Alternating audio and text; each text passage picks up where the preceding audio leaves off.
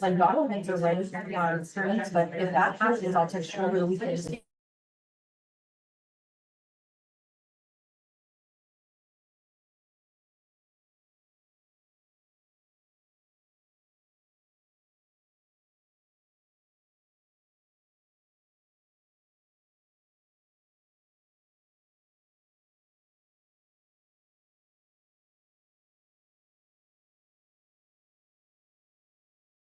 Okay,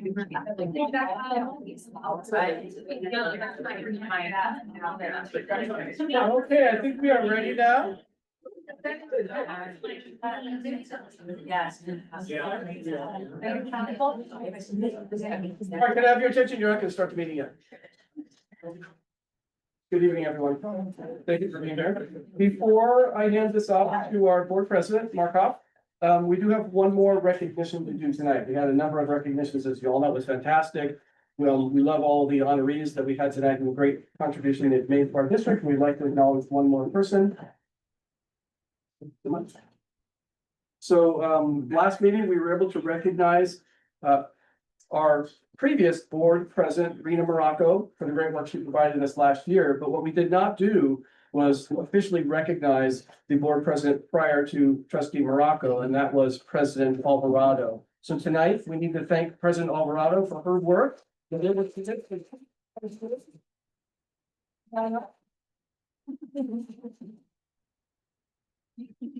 now we officially have your plaque. On behalf of the Vista Unified School District and the Board of Trustees, thank you so much for the leadership you've provided us, not only as a trustee, but as a board president for 2 years. And what I'm most proud of in terms of your accomplishment, which were many, was the work you did spiriting our focus on equity, supporting all of our learners, even our learners who have had challenges that previously hadn't been supported, English learners, students who identify as LGBTQ, our students who are learning a second language, not just English learners, but DLI students. So thank you for all the great work you have done. And I know that trustee Vargas wanted to say something too, because he has been working alongside you for many years. I appreciate it. Thank you very much.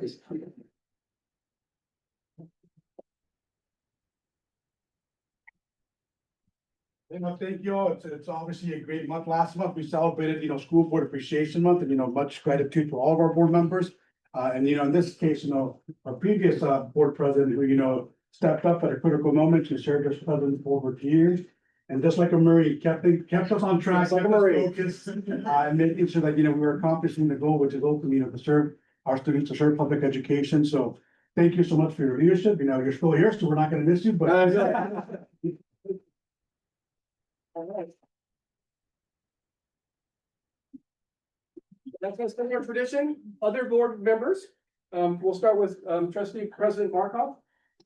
Even though it was brief, your work together, but And it was brief, but very important. And she is an experienced board member up here and has very gently made suggestions. And there's actually one I'm gonna follow tonight. I have my board packet and I'm gonna list exactly who makes the first motion and who seconds it.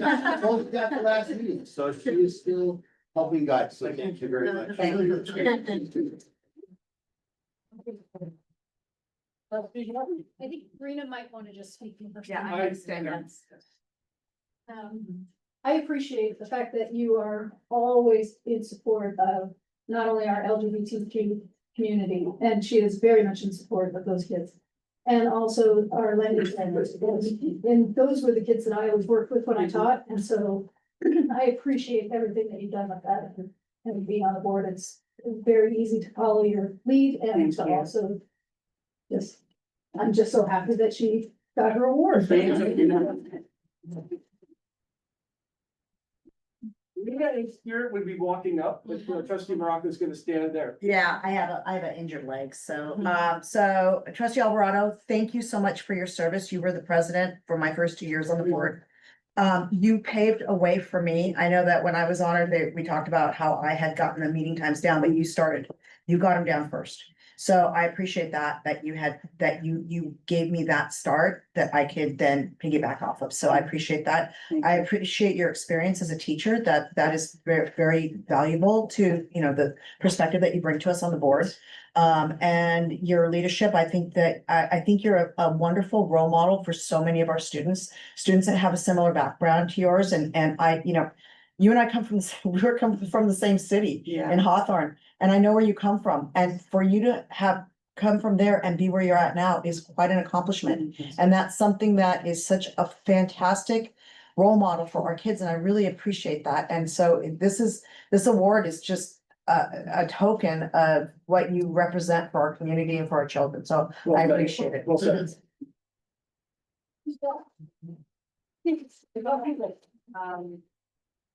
As a little girl, I moved 11 times. I had my challenges. Mom raised 5 kids by herself, and we had every label you could think of. And so I learned to persevere. My mom, she's a great role model. We say she's a Mexican, not a Mexican. She gets things done. But I walk in the shoes of the students I serve. I am them, they are me, and even with my experience as serving in the Marine Corps, I walk in the shoes of the service members and their children as well. And I walk in the shoes of our educators as a teacher every single day. So I'm very humbled to sit in this space. A little girl who was born in East LA, moved 11 times and joined the Marine Corps to pay for college. I'm humbled, and I appreciate the opportunity to serve this community that I love dearly. Thank you for your leadership.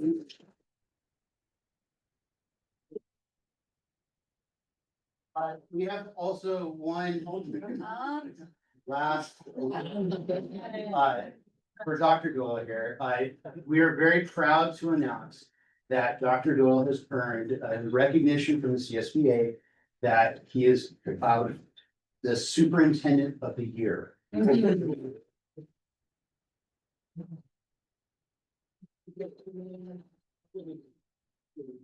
you, congratulations.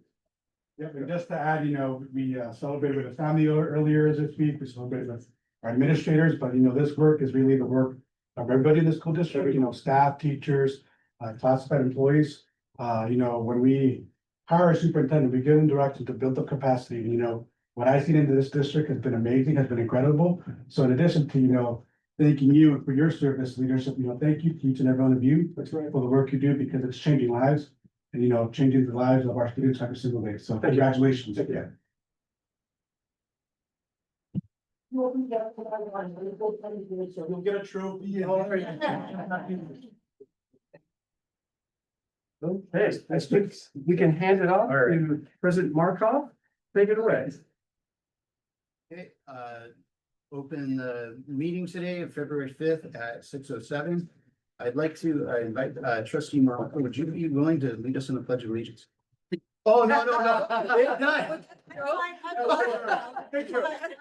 Okay, very good. I think it's hilarious. I'll catch her.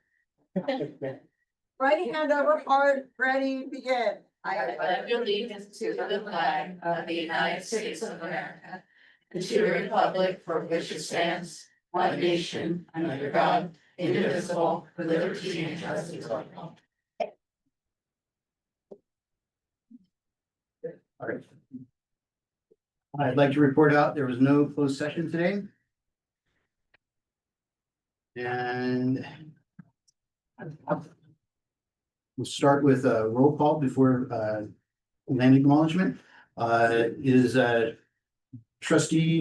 student trustee Brian Solana Lara here? Here, all right. Melina Sanchez? Here. Trustee Morocco? Here. Trustee Martin? Here. Trustee Alvarado? Here. And trustee Vargas? Here. And trustee Markov, I'm here. We acknowledge the Paiute, the people of the West, as the traditional land caretakers of the land on which Vista Unified School District was built and its surrounding traditional cultural landscapes. Today, the Paiute are known as Luceño and are made up of 7 bands, La Jolla, Paula, Palma, Pachanga, Rincon, San Luis Rey, and Soboba.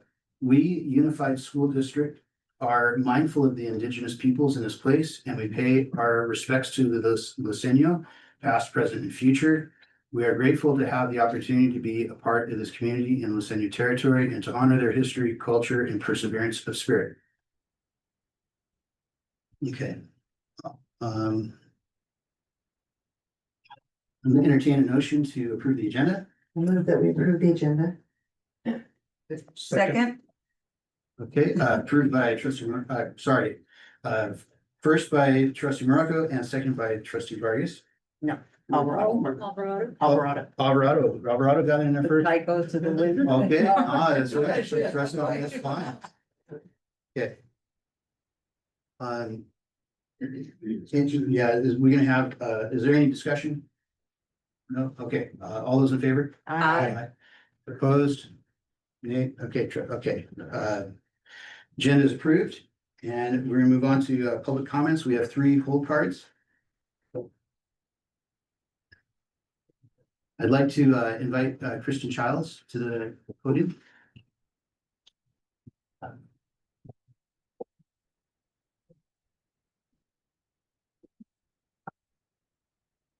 Good evening, board members and Dr. Doyle. We have been speaking to you on behalf of psychologists since June 2025, when we first found out that 2 positions would not be replaced after staff retired. At that time, we started telling you and the district that psychologists are not a position that can be lost to attrition. But unfortunately, that is exactly what happened. We have told you at almost every board meeting this year that this continued decision is negatively impacting our students and staff. In December, when you voted to hire a psychologist, it was our understanding that this position was to replace one not filled after retirement. But after that meeting, we discovered this position instead was intended to replace an agency psychologist whose full-time work has been required for more than 2 years. While we applaud this decision because we should not be using agency psychologists for long-term needs, filling this position will not change the working conditions of psychologists. It just maintains status quo. We are here again tonight to ask for you to convince the district that we and our students have waited long enough. I meet on a monthly basis with the district to review workload information for psychologists. We have months worth of data that shows we have too many assessments and counseling needs for our current level of staff of psychologists, making it impossible to stay in compliance on all of them. The language that we added the contract last year says that psychologists can reach out if they need help, but there is no one who can help now, even if compensated, because every psychologist is trying to keep their head above water. It has reached a point where, again, an additional agency psychologist has been brought in to help. We may be facing declining enrollment in general education, but we are not experiencing declining enrollment in special education.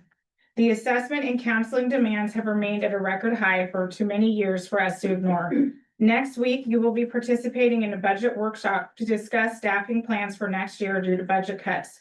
While I understand that is an essential conversation, you need to know that we are still not adequately staffed for the 2025-26 school year. Although we appreciate the support of the agency psychologist, this is a Band-Aid solution. Rather than paying for temporary agency psychologists, we need to directly hire psychologists who will commit to our students for their entire careers. While we know the board and district are concerned about funding, investing in mental health should be a non-negotiable priority for everyone in this room, starting this year and continuing into any future budget discussions. Thank you for your time.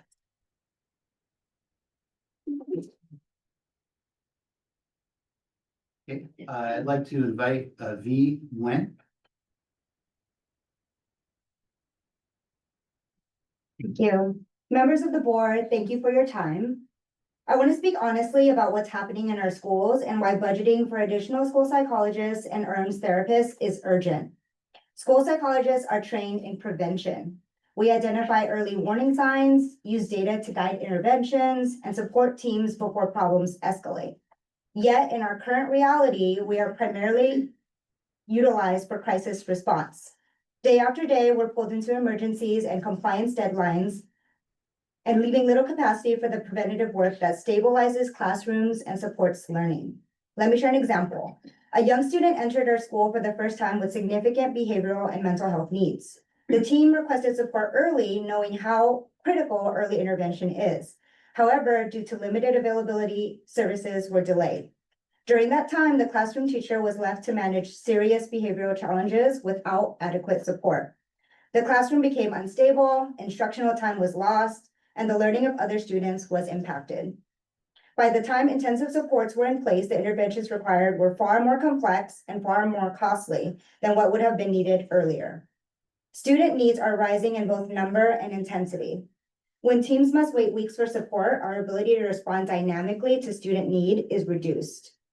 Our role is unique. School psychologists must be involved to ensure decisions are data-driven, ethically, and legally sound. When we are spread too thin, IEP timelines are missed, counseling minutes go undelivered, and follow-up does not occur as intended. These are failures of capacity, not commitment. When we operate reactively, it costs the district more. Agency aides, agency psychologists, restrictive placements, outside evaluations, staff burnout and turnover, and due process cases with costly settlements. There is also an intangible cost, erosion of trust with colleagues, parents, and students when we cannot provide needed support. The loss of trust is devastating to the school community.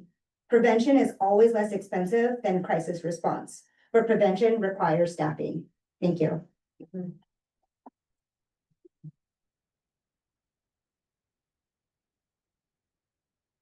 I'd like to invite Olenka Zaraga.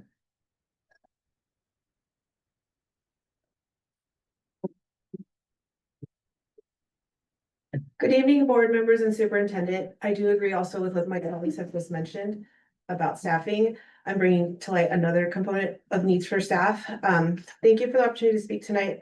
I'm bringing up the bond proposal. I'm here as a Vista USD employee, a homeowner in the district, a parent, and a committed member of the Vista community.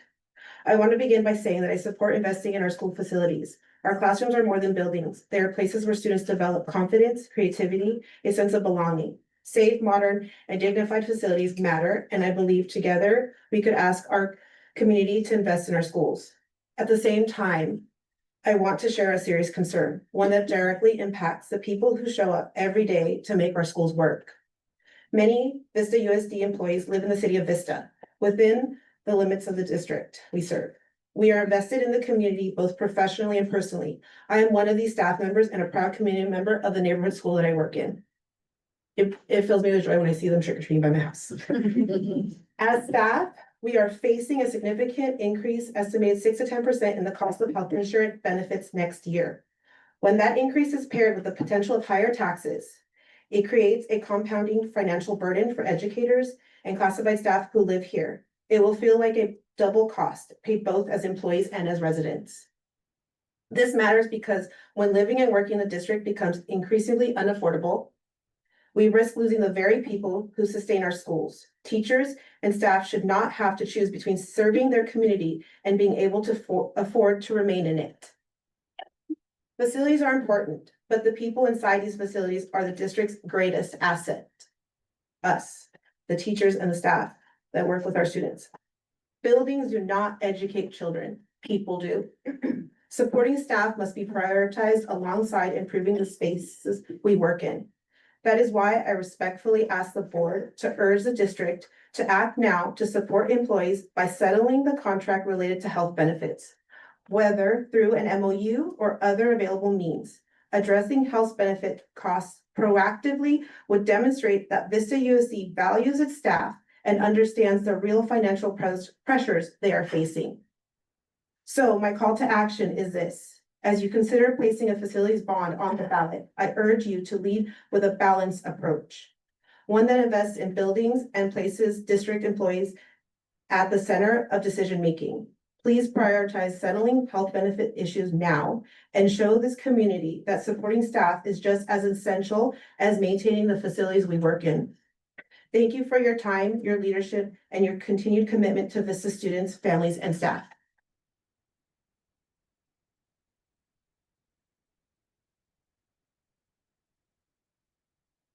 Okay, we'd like to move on to 5A, a report for Vista Teachers Association.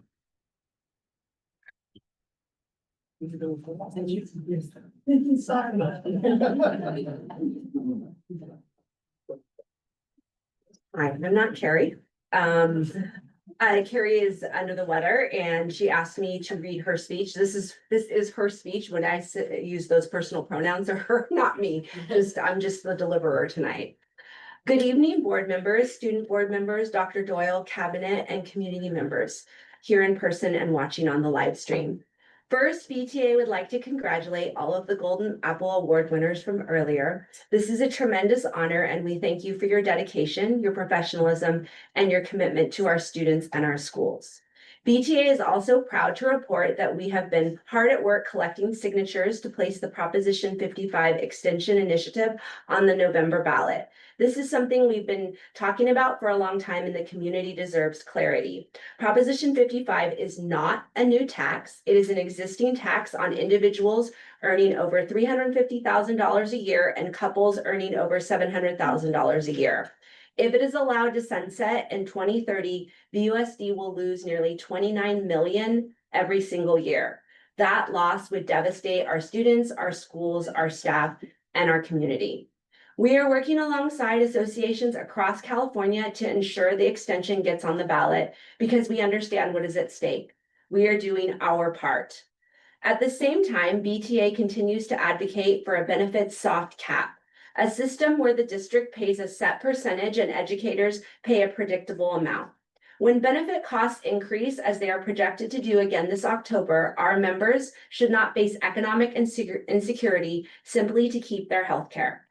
In good faith, educators agreed to the next 2 years of salary increases so the district could qualify to place a facilities bond on the agenda with the San Diego County Office of Education. We agree that our facilities need to be updated. We all know this, but I need to be very clear. I represent members working in unsafe conditions, classrooms with mold, ceilings falling in, failing plumbing, and inadequate bathroom access for both staff and students. And at the same time, I represent members who do not trust the district's leadership. That lack of trust did not appear out of nowhere. It was built when staff received memos that said, "We value our educators," followed immediately by, "We are offering 0% raise." It was built during 10 months of exhausting bargaining just to secure a fair share of the cost of living adjustment. It was built when we had to threaten arbitration to ensure SLPs and special education teachers were paid for work they do outside of contract hours. This does not feel like partnership. It feels like a game being played with people's livelihoods. So the question tonight is simple and it is intentional. What is your plan? What is your plan to rebuild trust with the employees who make the district function every single day? What is your plan to secure at least 4 votes to get the bond on the ballot? What is your plan to lead rather than placing the burden on educators to sacrifice yet again? Because at the same time all of this is happening, the projected state budget shows 5.6 billion being withheld from Proposition 98, funding that is supposed to be guaranteed for public education. Once again, instability at the state level is being pushed onto public schools, and now it feels like the risk of passing a bond is being pushed onto educators as well.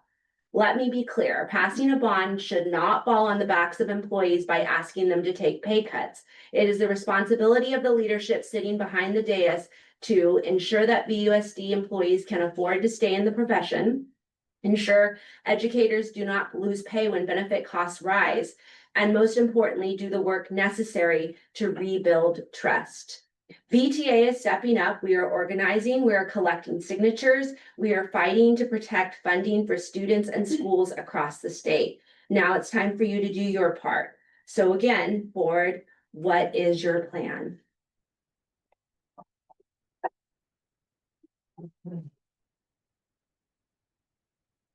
Okay, I'd like to hear a report for the California School Employees Association.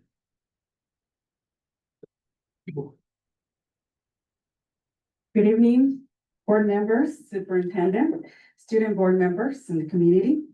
Yes, I do want to start off by congratulating the Golden Apple recipients, and just want to say something briefly about them. So the first recipient for classified staff was Christopher Orban. He is the sole welder in our school district. And when I first met Christopher or Chris, we were talking about the sign that used to be the English Learner and Assessment Center. And he welded the sign, which I did not know. And then, but at that point, when we were talking about it, that department or building's name had changed. And he jokingly said like, oh man, I spent a lot of time and a lot of effort. He's like, maybe it should have been something quick if the name of the building was going to change. But that's a joke. It's just to, I guess, reiterate that he does put a lot of effort and you know, love into his trade. This is just a perfect example to show you what you can see visibly of his work, because the other stuff is the little tiny things that people don't visually see it or know behind the scenes of what a welder does in our school district. So I just want to share that anecdote with you all. And then Judy Aquino, our transportation scheduler and dispatcher, I wanted to reiterate that it is true. She has an awesome rapport with the staff and the community. Specifically, I want to say the parents. Transportation gets phone calls from parents, as you can imagine, trying to figure out the route, where is the school bus, and so forth, like parents just understanding. But I want to highlight that she has a superpower, and that is she's bilingual. And I've mentioned this because she's one of the employees that we had to advocate for to get a bilingual stipend, to get compensated for their skills, because technically she wasn't eligible to receive such a stipend according to our contract. But we were able to illustrate how much time and how much of her skill she was using to support our families, which are the primary families that she was servicing were Spanish speakers. And so I just wanted to highlight that because we are a school district with a dual language immersion program, but we also need to highlight our staff that work in our school district that utilize this skill. And I also say this, right, because growing up as a bilingual student, I was told, if you're bilingual, you're gonna get paid more. And so sometimes it's a little disappointing when we have to really advocate and say, but it is a skill, it's an additional skill that we bring to our job. So I just want to highlight Judy because yes, she is a superstar. Well deserved, both individuals. So now to our CSE report. So I just want to acknowledge that tonight the board will be voting on memorandum of understandings for 3 job families. So a little background is that we are in the process of updating our job descriptions. We are a unique, complex group of people because we are over 100, I think 7 job descriptions that we fall under around 7 job families. So we've been gradually making progress in updating these job descriptions. So tonight will be 3 of those job families, and those include accounting, grounds, and information systems. And I mention this because these job description updates are so important. Once we get this done, we're gonna move forward to a compensation study. But the reason I say that they're important is because according to our personnel commission rules, our job descriptions need to be updated every 4 years. Right now we have jobs, for example, community liaison, last updated 2016. So they're long overdue. So, and I mentioned community liaison because not too long ago, at least, or 2023, you had that group of individuals, community liaisons, speak to the board because of their needs. And I say this because when the district got the community school grant, they're one of the classified employees that were impacted by the grant. And so this is the reason why our jobs need to be updated every 4 years. But I also mentioned this as a way to change our mindset. I want to now make it leave on a positive note. Since I took on this role in 2023, I've seen the progress that we made, both the district and CSEA. And what I mean by that is being very proactive. I think I came into this role a little frustrated, feeling like everything was very reactive. So this is an example of the job descriptions. It's supposed to be updated every 4 years. Once we're done with all of them, we're gonna start with the next round. Child nutrition services jobs descriptions were updated in 2023. So as soon as we're done with these, let's start with thinking ahead. So I'm just very proud that I appreciate the district willing to work with us about changing that mindset of being proactive. And I also want to acknowledge also, another example of being proactive and the changes that we see is that I think for teachers, new teachers, they come and they provide them with support, onboarding, right? Not just, all right, this is your classroom, figure it out. It's not like that for classified employees. We are thrown out there, figure it out. And it's among us that we reach out to other school sites of other people that do our same role to ask for help. And it's up to that other individual to be willing to make the time and support them and guide them. Well, what's changing is, and we'll start off with community liaisons, the district is creating a handbook to serve as an onboarding. Great. And not only that, but the plan is to do this for every job classification. That's a perfect example of let's be proactive.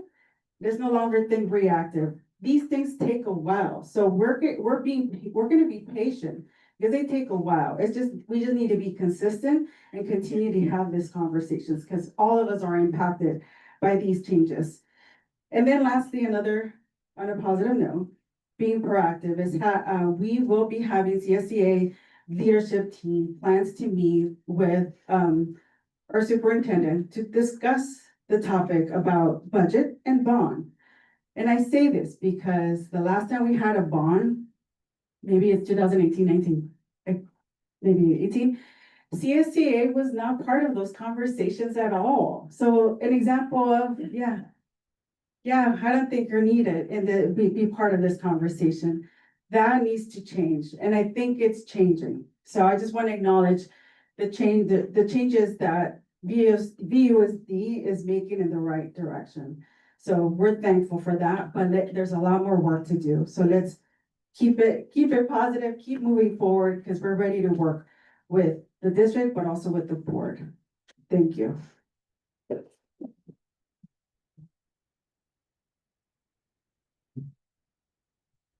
Thank you. I'd like to, we have a report from the District English Learner Advisory Committee.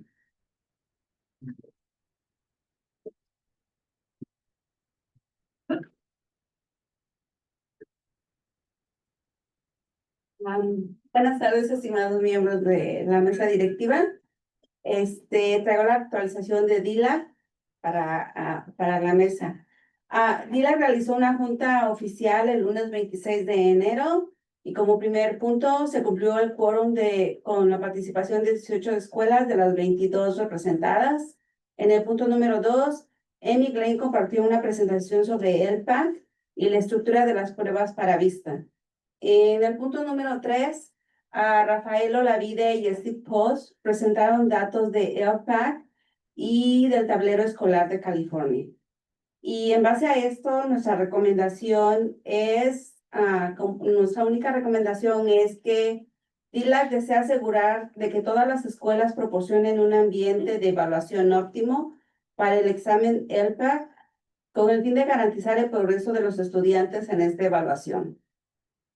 Solo como referencia, cuando hablamos en cuanto a ambiente de evaluación óptimo, es decir, que las escuelas programan días de actividades fuera del salón de clase o día de deporte, o por qué no decirlo, los mismos estudiantes tienen entre grupos estas actividades. Y resulta que el personal encargado de aplicar las pruebas de LPAC también tienen programado aplicar los exámenes en estos días. Esto hace que el estudiante esté más concentrado en pensar que los amigos están pasándola muy bien, mientras que ellos tienen que estar presentando sus exámenes. Otro punto de igual relevancia son los espacios donde se aplican estos exámenes.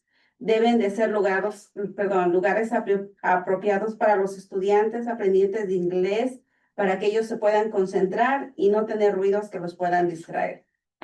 Y como último punto, nuestra próxima junta oficial de DILA se llevará a cabo el lunes 23 de febrero a las 5:30 en el Salón Multiusos de Vista Innovation Center. Y el tema de esta junta será la presentación de LCA. Gracias. Good evening, esteemed members of the board. with me the DLAC update for the board. DLAC conducted an official meeting on Monday, January 26th. As the first point, quorum was met with 18 out of 22 schools represented. Second point, Amy Glenn shared a presentation about ILPAC and the testing structure for Vista. Third point, Rafael Olavide and Steve Post presented ILPAC and dashboard data of California. As recommendations, first point, DLAC would like to make sure that all schools provide an optimal testing environment for LPAC to ensure student growth on this assessment. As reference, when we refer to an optimal testing environment, that is to say, schools schedule activity days outside of the classroom or sports days, or because students themselves have activities among groups on those days. As a result, the staff responsible for administering the LPAC tests are also scheduled to give exams on those same days. This causes the students to be more focused on thinking that their friends are having a good time while they're having to be taking an exam. Another point of equal importance is that the spaces where these exams are administered must be appropriate places so that the English learner students can concentrate and not have noises that may distract them. As a final point, the next official DLAC meeting will be held on Monday, February 23rd at 5:30 at the multipurpose room at Vista Innovation Center. The topic will be the LPAC presentation.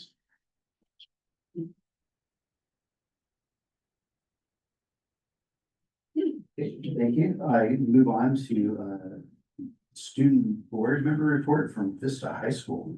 And I'd like to invite the Principal Ratliff up also. All right, thank you.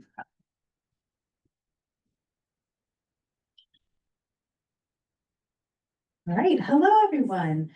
Board members, board president, superintendent, it is in my honor tonight to introduce to the public our student board member, Melina Sanchez from Vista High School. Melina is a senior with it all. Let me tell you a few things, but she's going to outline it in her presentation tonight. She is a full IB candidate. That's the most rigorous course of study that we offer with over a 4.0 GPA. She is an avid scholar and a character leader, a wonderful example of what a student can accomplish at Vista High School. She is one of those bilingual superstars. She is already enrolled in college. She's been taking high school and college courses simultaneously since the summer after her freshman year. So this young woman is a wonderful person to have representing Vista High School, and I introduce her to you.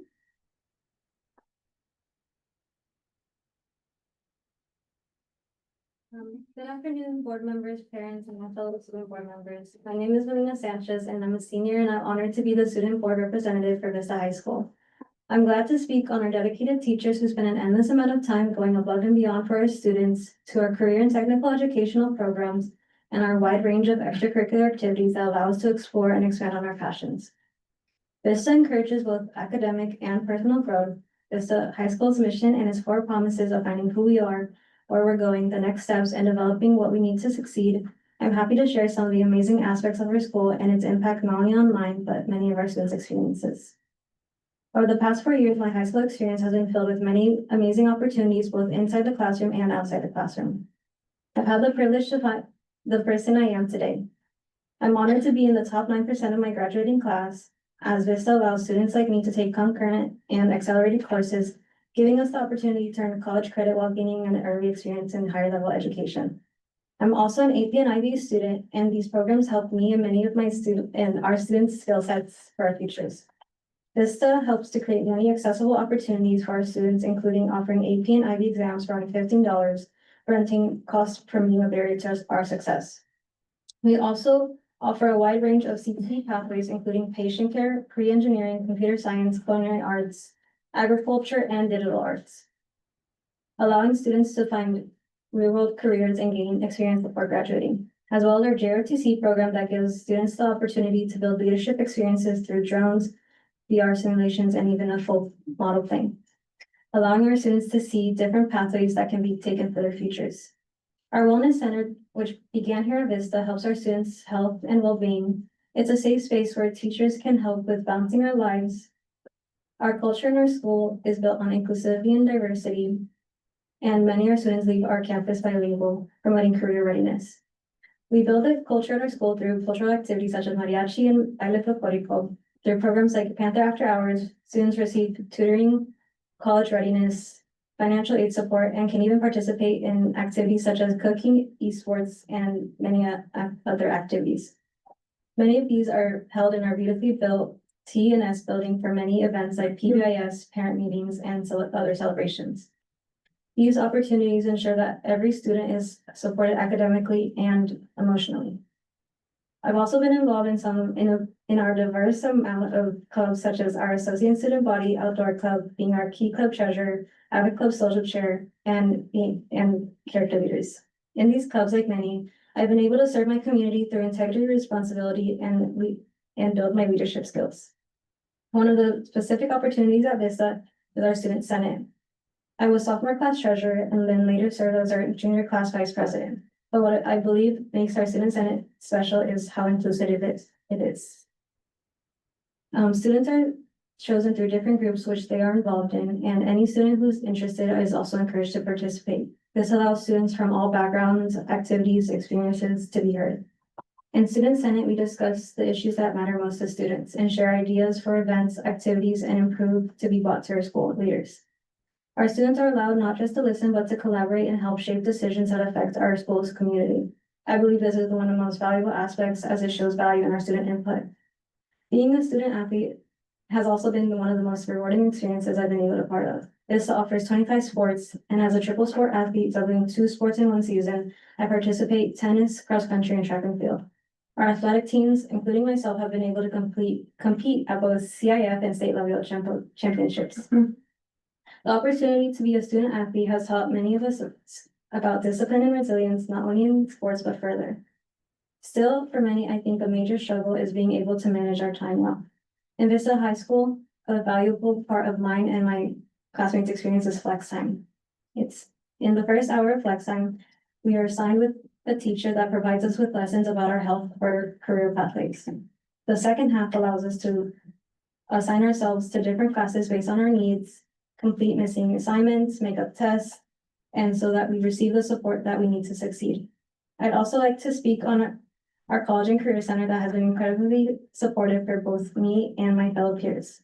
The head of the CCC, Mr. Soderback, we have received support with scholarship, job opportunities, internships, career exploration. And because of this support, I've been able to shadow behavioral therapists, have a job as a nursing assistant, and apply to opportunities, including the summer UCLA pre-med program that I never would have been able to imagine without the support. I'd like to end this by saying being a student representative for my high school has been particularly rewarding and has given me new experiences and lessons.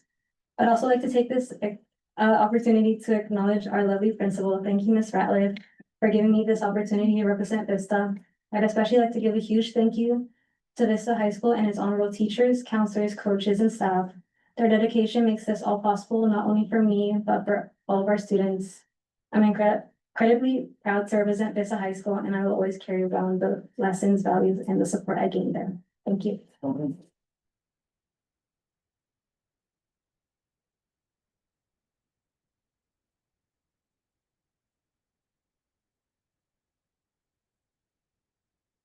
right, thank you, Melina. That was really awesome. I'm gonna move on to item 7A, ratify purchase orders. Any questions, discussions? Entertain a motion? Make a motion to approve 17A. Second. Okay, the first by trustee Vargas and second by trustee Alvarado. Is there any discussion, question? Okay, all those in favor? Aye. Any opposed? Any abstention? I, Motion. one abstention. Oh, one abstention. One Where's abstention Vargas? because Okay. I want to avoid the appearance of impropriety because I own stock in one of the companies that we purchased from. So I. Okay, item 7A passes. Move on to item 7B. Entertain a motion for 7B. I move to approve 7B. Second. Okay, item is first by trustee Alvarado, second by trustee Morocco. Is there any questions, comments, discussion? The budgeted amount is for 114,936. It's coming out of Fund 40. Correct. Okay. And are we anticipating any kind of restrictions, whether we'll have any kind of contract extensions, or is this the whole price? Is there anything else that you can pick on that may interrupt with this? Well, I respectfully would submit, trustee Martin, that's a pretty loaded question. Yes, I So why know. don't I answer all of these together? First of all, this items 7B, C, and D are all support items, legal requirements for the RBB track and field project. So specific to these items, it is a percentage of the total contract that they're tied to. That's how you budget that. This is for inspection services. This is for labor compliance and other items. We believe we have a good budget in place. It's called the rough order of magnitude. We don't have the final budget till we get every contract in, which will be upcoming at a board meeting. But the big question is, can there be any unforeseens on any construction project? And to that, I always have to be perfectly transparent. Correct. Every time you put a shovel in the ground, we have seen there can be an unforeseen. Now, we've potholed through the fields and don't think so. We don't anticipate anything. Clearly, if we did, we'd budget for it. But we are in that process now. So these are just ancillary items to support that. And we prefer in this process, that style of contracting, the lease back, to get these services in place because they actually reduce the error rate on these larger projects, to get the inspectors in sooner and these items. So that is why they appear here now. We will have more to report after we're done with the full contracting. We have the general contractor in place. They're out to bid now. And then we'll come back to you with what's called the GMP, a guaranteed maximum price for what is anticipated. And we'll have more on that in the upcoming weeks as we get those final items in. Thank you. Thank you. Any other questions or comments? Okay, I'll call for a vote. All those in favor? Aye. Aye. Any opposed? Any abstention? Motion carries unanimous. We'll move on to item 7C. Is there a? I move that we approve item 7C. Second, Moved by trustee Morocco, second by trustee Alvarado. Any comments, questions, discussion? Call for a vote. All those in favor? Aye. Any opposed? Any abstention? Motion carries. Unanimous. Move on to item 7D. I move that we approve 7D. Second. Motion by trustee Alvarado, second by trustee Morocco. Is there any comments, questions, discussion? Okay, I'll call for a vote. All those in favor? Aye. Any opposed? Any abstention? Okay, item carries unanimous. We'll move on to item 7E. Do we have a motion on the floor? I move that we approve item 7. Second, Okay, motion by trustee Morocco, second by trustee Alvarado. Any comments, questions, or discussion? Yeah, one question in my end. We've done this before, but it's a very complex financial scenario. So can you walk us through what this means like for the market and like, give us a one-on-one response of what does this mean? Thank you very much to the Board of Trustees. Thank you, Vice President Vargas. So let's quickly outline just for the public what we're looking at here. This is the resolution, this item and the next. This item E is a resolution that permits us to move forward on selling Series C, the final series of Measure LL bonds. The subsequent item is about a refinancing package to save our local taxpayers' dollars. I have Mr. Kim with us this evening from Bank of America, and he can get into more specifics if it's the prerogative of the board on this. But what we can certainly say is we just recently did sell bonds. We just completed literally the certificate of participation process that the board approves to move forward with for about $24.75 million in bonds. And we went through a complicated process of getting a credit rating, which is going to be applicable to this as well. And that's why I bring it up. Our credit rating for the COP was by Standards and Poor's A. For this bond series, it's A+, which is above A, clearly. That's extraordinarily good for a school district, but with the insurance packages, I know certainly Trustee Martin and I engaged in discussions about the necessity to protect the general fund, so we purchased an insurance package. We actually sold at AA grade rating, which is a really fancy way of saying prime bonds. These were really well received. And what we're seeing in the market is that this is well timed. This is what we were anticipating when we moved to Bank of America. So let me try and walk you through what that means. On the bonds we sold in the market that we're in, we put out about 24.75. Our coverage that we'd like to see, you know, you at least want people to bid on the 24.75. You really feel lucky when you get what's called twice coverage, 2 times coverage. We got 4.3 times coverage, $107 million of bids on those bonds. So what does that mean? 2 things. Bank of America bid those out as prime bonds for a series that equates to about the equivalent of the savings of $3.9 million of term, and they can explain more on that. We'll get into that when we do our final report out, but here's the bigger, more important point. When we talked to the board, we talked about an interest rate of 3.85. I know Trustee Morocco had specifically asked for that number. What is it? And you're seeing similar interest rates. When you have coverage like that on credit ratings like that, and you've demonstrated the financials that we were able to demonstrate, they bid against each other. Our final average interest rate was 2.71%, 29% below market, which is phenomenal for a certificate of participation. That means more money back to the district in this case, a lot more money back. So we'll get into specifics on what that looks like, but it's going to be a very similar project sort of process of we prepare all of the items. It gets very intense. I want to thank Mr. Kim, the team at Feldman, everybody. They put us on East Coast time, first meeting at 6:30 a.m. New York times to 3:30 a.m. Pacific time. We're going, we're on the phone, we're running things, and it's a pretty intense process to get through, but it will be similar for all of these as well, if that answers your question. No, that's a very good explanation, so. Okay. I was happy when we get better deals. Yes, sir. Any other questions or comments? Okay, call for a vote. All those in favor? Aye. Any opposed? Any abstention? Okay, motion carries, unanimous.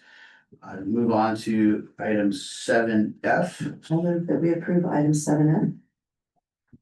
Motion by trustee Morocco, Second. second by trustee Vargas. Is there any comments or questions or discussions? This is also Series C, correct? No, ma'am, this is a refinance package of existing bonds. So when we went for Series C, typically you don't refinance only $7 million of bonds, but because we're already going to market, Bank of America was kind enough to suggest we could save the taxpayers a little more money if we did the refinancing at this time. So this is a refinance package for some existing rates. Yeah. Which would end up saving the district money by refinancing. It will actually save the taxpayers themselves money overall. For example, because of the way we structured Measure O, which was passed just all the way back to 2002, we bought in 2003. Typically, you sell 30-year bonds, but because of the refinancing, the markets and other things, we've actually paid those off way ahead of schedule. They'll be paid off January next year, right? So that's a pretty phenomenal thing. So when we're refinancing things, it saves the local taxpayers money by shortening the amount of time that they pay on the bond. So that's pretty phenomenal. Okay, any other comments or questions? Call for a vote. All those in favor? Aye. Any opposed? Any abstention? Item carries unanimous. Move on to 7G. Thank you. Move on to 7G. I move that we approve item 7G. Motion by trustee Morocco, Second. second by trustee Alvarado. You didn't even get a chance, Rachel. I never, it's okay. Never does. We're. Okay, See. we have questions or comments?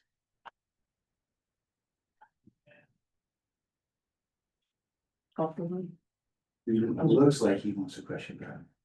Yeah, so earlier today, there was a comment about classification. And so can you explain to me that process, if this is the appropriate time as it relates to this item? As far as classification, to update our job descriptions. Correct. Yeah, so the process is, and the Personnel Commission does state every 4 years. And the process would be that we had an actual company that worked with multiple districts to find like districts that had similar classifications.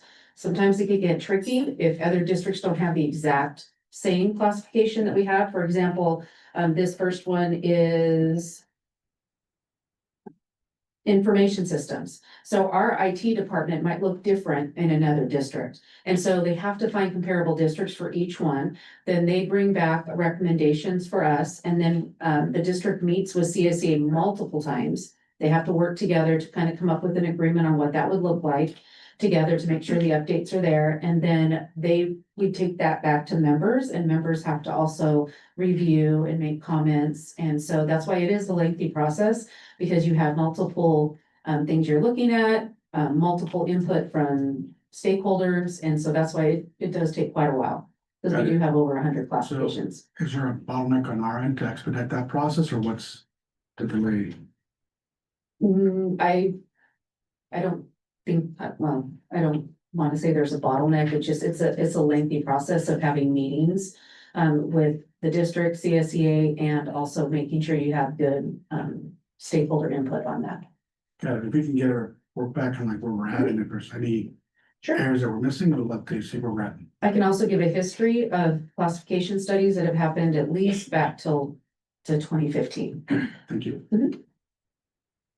I have that question that just came to mind, because, Ms. Ramos, when she was up giving her report, said that, about getting on a schedule of updating these regularly.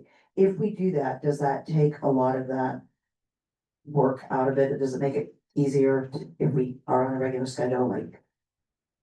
Because you review it and then you're like, okay, well, now we're just gonna tweak it, or would it be a complete rewrite? That would be the best scenario, that it always, that it would go a lot faster, because when you, multiple districts, have the same goal of updating job descriptions for classified employees on regular intervals, and many have a difficult time doing that. So, but as we go through in 4 years, there are many classifications that were cycled through, but it didn't impact every classification. This time we're doing every classification, so it takes a little longer there as well. Okay, thank you. Okay, any more comments, questions? Okay, let's take a vote. All those in favor? Aye. Any opposed? And any abstention? Okay, item carries unanimously. Let's move on to 7H. I move that we approve item 7H. Second. Okay, motion by trustee Morocco, second by trustee Vargas. Is there any questions or comments, discussion? No, okay, call for a vote. All those in favor? Aye. Any opposed? Any abstention? Item carries. And then moving on to 7I. I move that we approve item 7I. Second. Okay, it is motion by trustee Morocco, second by trustee Alvarado. Any comments, questions, or discussion? Okay, we'll call for a vote. All those in favor? Aye. Any opposed? Any abstention? Item carries. It is, yes, so it is nearly 7 o'clock for all of our students here that are here for credit. You guys can head out and get your papers signed in the back. There'll be someone there to help you. So thank you. Is there anybody who'd like a 5-minute break or you? Okay, we got a nod over there. Okay, so we'll take also a 5-minute recess. Thank you.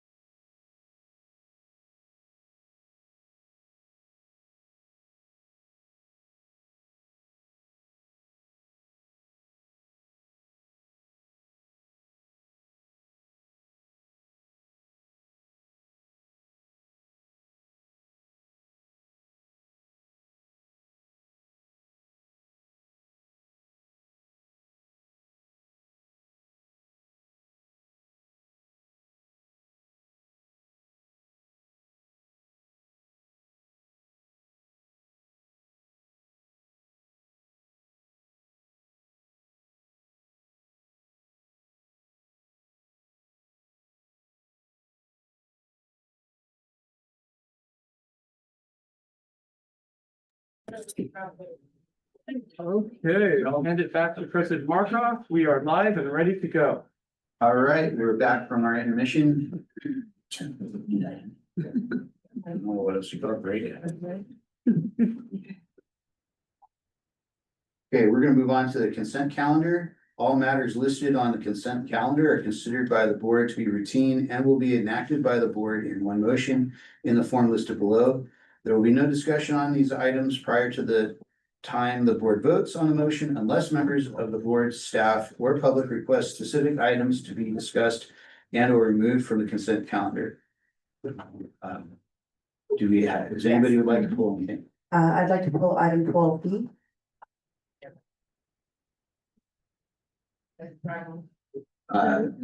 That's it. I'd like to pull item 10A, 10G, 13A, 13G. Are there any other items that anyone would like to discuss? Okay, I'd like to entertain a motion to pass the consent calendar less items 10A, 10G, 12B, 13A, and 13G. I think, did you get 12D? That's the one I said B is in Bravo. You want Delta? D. Yeah. Delta, got it. Got it, okay. And then so moved. All right. We have a second? Second. Okay, it's moved by trustee Monaco and a second by trustee Martin. All those in favor? Aye. Any opposed? Any abstention? Okay, the item pass, or sorry. Item pass 7, sorry, consent calendar passes, and we'll move on to item 12D for trustee Morocco. 10A. What do you want to do in order? We'll do, okay, yeah, let's go 10A. Item 10A is the policy that deals with response to immigration. In the paragraph below, item number 4, it says that district staff shall not impede in the enforcement of whoever is trying to enter the school site. Even if they don't have a judicial warrant, even if they don't have a judicial subpoena, a court order. My concern is if they do show up at a school site, the first reaction of any employee, whether they be a teacher, administrator, or classified, is to protect the kids. So how is that going to work? They're going to protect the kids. And before you answer, I just want to make sure that both Chris and I know exactly what you're referring to. So which paragraph again? However, right? Yes. So right in the middle of page 1. Mhm. Got it. Okay, just make sure we know where we are. Yeah, so when it comes to that paragraph, it doesn't change our protocols as far as when they're in the school. For example, wanting to enter the school grounds or any transportation vehicle. This is more about when they are in the non-public area. For example, let's say that they are across the street, we wouldn't impede on their bits on what is occurring. If it does impede with the arrival or departure, just like construction got in the way and it affected our arrival or departure, we would advise families of that impact, or if they're present at the school inside. But as far as them being outside of that area, we wouldn't impede. So just to reiterate, if they do come on campus without the proper subpoenas, warrants, any of that, we will not allow that. Thank Yeah, you very and much. another way to state it is they would not be allowed on campus. Yes. They're only allowed in the vestibule. I want to be very specific. Immigration officers are only allowed in the vestibule of the campus. They cannot enter our campus unless they have a court judge written Yes. order. Yes. For the record, I want everyone to hear that. Yes. Yes, and I have a question then, or piggybacking off of that, Dr. Doyle. Yes. If they enter, let's say they have a warrant or subpoena for one person, can they go and pick up other students? Even if once they're inside our school facility? Are they able to like just start grabbing kids and picking them up? Right, so just to restate it, so we're clear on this, and we have very clear protocol that's written down, approved by our legal team and approved by the Attorney General in the state of California. The only time an immigration official can go onto our campus past the vestibule to investigate or go after an individual, whether that be a staff member or a student, they would only be allowed to go after that particular individual who is identified on the judge-approved court order. And but what's to stop them? Are we allowed to impede them if they start trying to go after other employees or students? We are able to tell them verbally that they are to stay in this area, and we can verbally tell them we're following our procedures. They are to also advise them that they need to call student support services. In addition to that, we have a document where they could fill out a report. So they're asking them, what's your name? What's your badge number? What's your supervisor? What agency are you here with? Please provide documentation that you have. So in the meantime, they're verbally telling them, you need to stay here while we contact student support services and so forth. But we do not tell people to physically go in front of them and put themselves in that position. But we do Right. tell them to advise them that they are to stay in that area. Okay. And we notify local police. And do we then bring the person who's on the warrant or the subpoena to them, or do we allow them to go into the school to obtain that person? So again, these are very specific questions. I know, but there's a very Very specific times important. right now, so. In the event that that were to occur, and in the event that it was a verified court order signed by a judge, and we would verify that, because as we all know, there are people doing orders that are not signed by judges, so we would verify that, and we have a very specific protocol for that. And that protocol actually has to be approved by someone at the district office. There's a reason for that. The reason is because we want to slow the process down and make sure that we're careful and thoughtful before anyone enters our campus. If they have that court order, they're technically by law have a legal right to go onto our campus.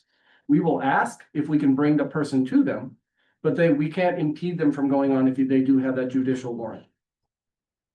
I just think that that's gonna, if that were to take place, that's very traumatic to our children. Yes, that would be accurate.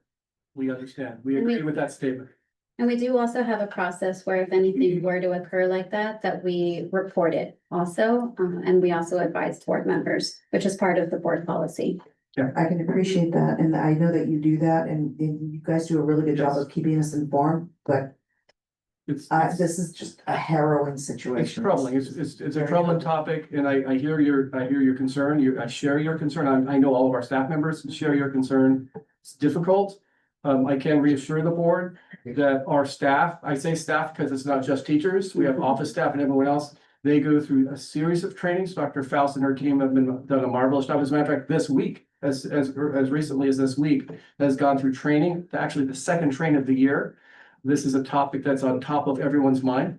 And we're not only being very careful for our students and their families, of course, but we also are very sensitive to our staff. We want to keep our staff safe as well. So it's a topic. What I can reassure you is we are on top of this. We're monitoring it daily.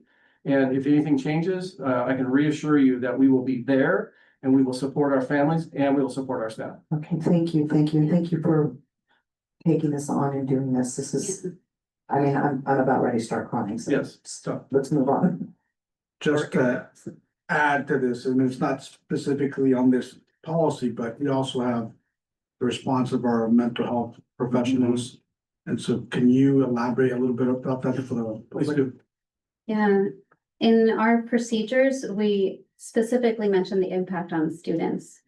Particularly if there was, for example, a detainment or a deportation of a family member or caregiver.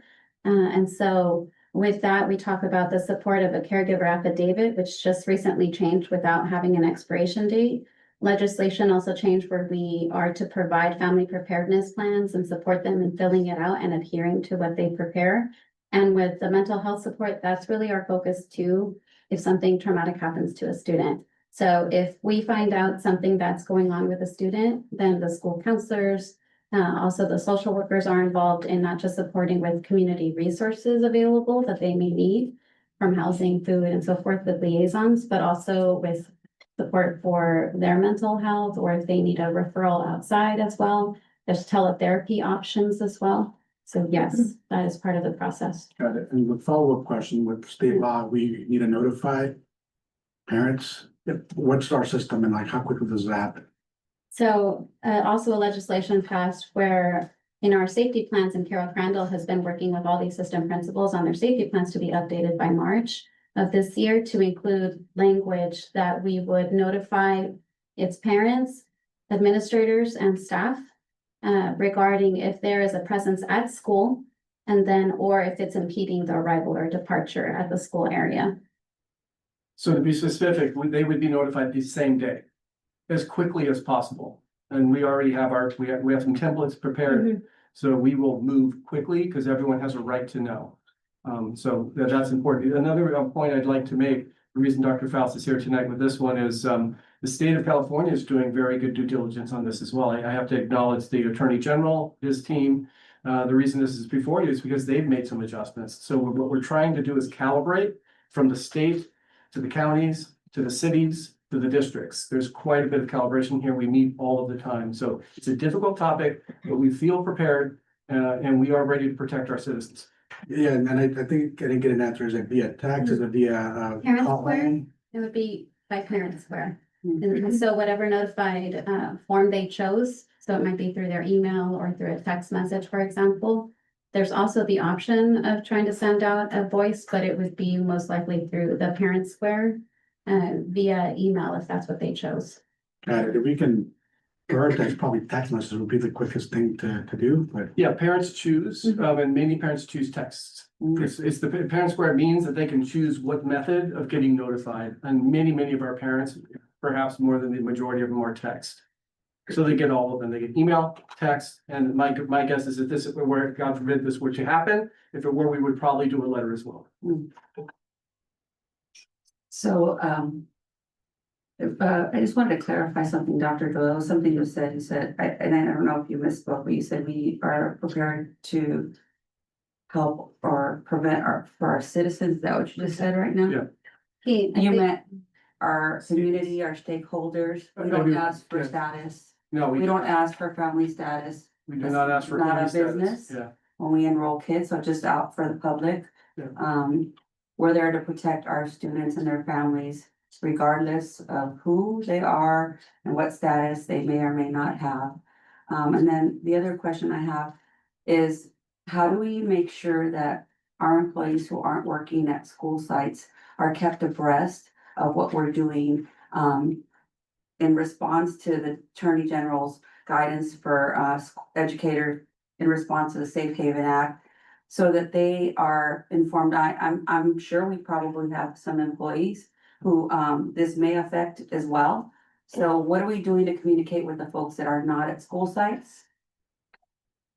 Regarding if they are employed, but they are not physically at a school? No, regarding our duty as an LEA and to protect our stakeholders, including employees. So to reaffirm our commitment to safety. Sure. Thank you. The large part of that group report back over to my service division. So for example, tomorrow morning for bus drivers, they receive professional development on this protocol. It goes into their regular meeting cycles to speak about these items and to get them continuously updated, because although they may report here or to a central division, they sometimes are in contact with students, or they may be on a school site when such things occur. So they do need to be updated.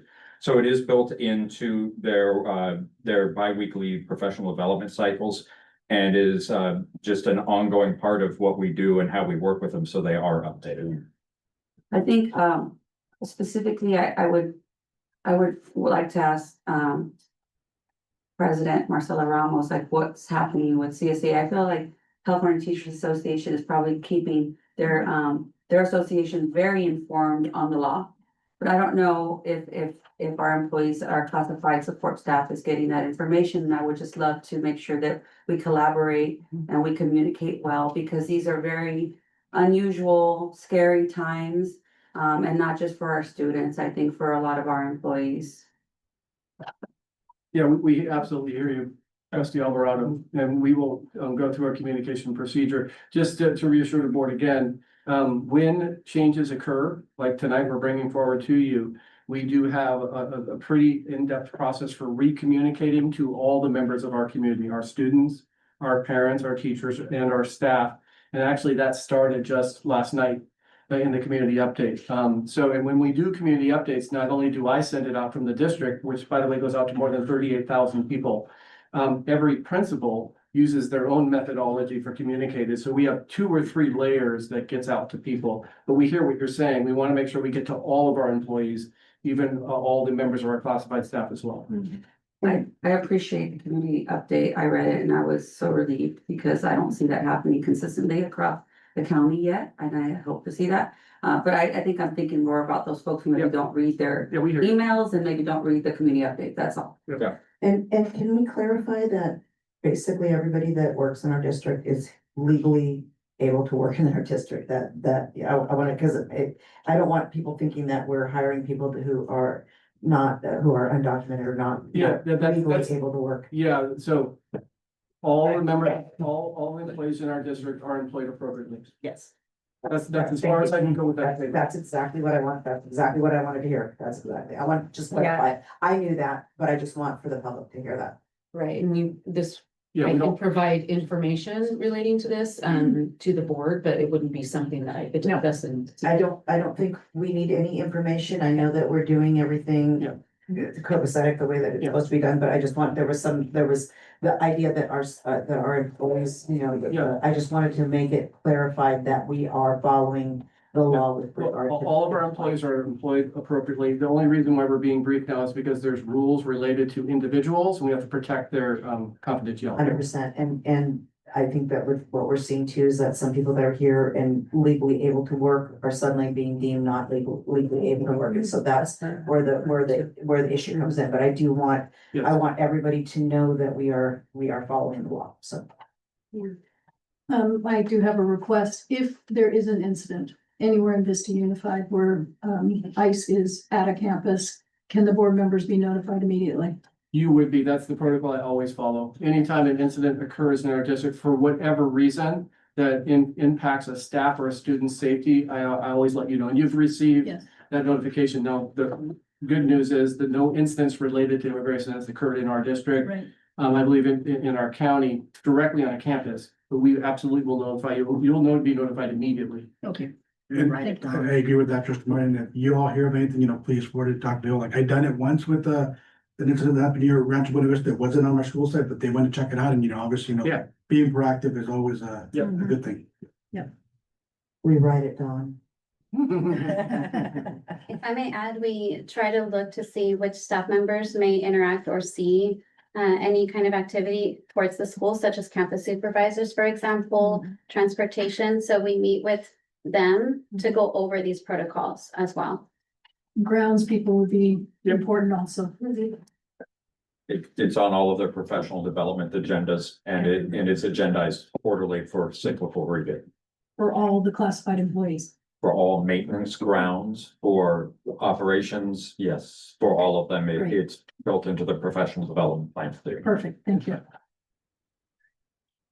I have a list to liaisons, school secretaries, attendance staff, all of them as well. Thank you. I move that we approve item 10A. Second, All right, any further discussion or questions? Okay, call for a vote. All those in favor? Aye. Any opposed?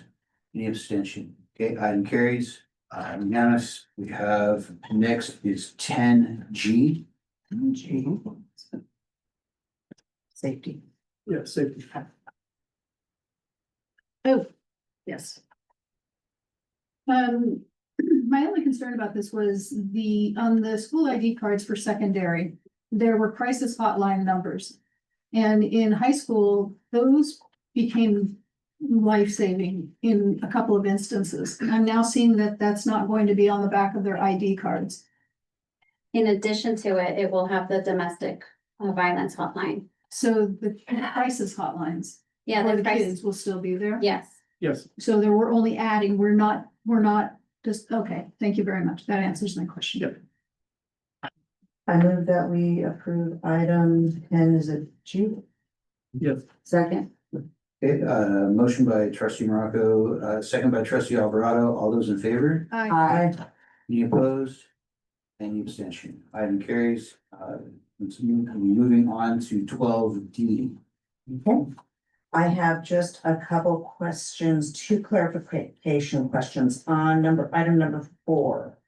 Overnight travel for Dr. Mosher to attend the 47th annual conference of the California Coalition for Adequate School Housing. What is that? Yes, CASH, the Canada College Firm, this is a statewide conference that has to do with advocacy and development for getting funds for basically facilities. And actually, the district is being honored and recognized as a leader. We actually didn't plan for me to attend. We actually planned for somebody else to attend, but they need to undertake personal business, so I'm attending in their absence, is the idea. So this is facilities as in our school facilities, Correct. so but it says housing, does it have anything to do with housing? School housing is the school building itself, that's what they call it. I don't have anything to do with it. Okay, thank you. Yeah, All no right. problem. That's That's what they mean by school housing is the school building itself. Dr. Lucy, you might want to remind them what the award is for. So this is for collaborative leadership for the way we develop Bobier Elementary School and the construction process that you've been part of, and see. So Thank you. it's that team being. Thank you. Now I have that clarified and I'm happy.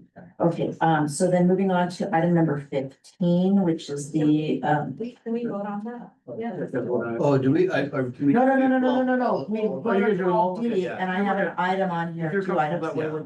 Okay, so item number 15, which is approve overnight that's the travel to Sacramento for, the legislative action days. Was Yeah. that something that we talked about, some of us board members attending as well?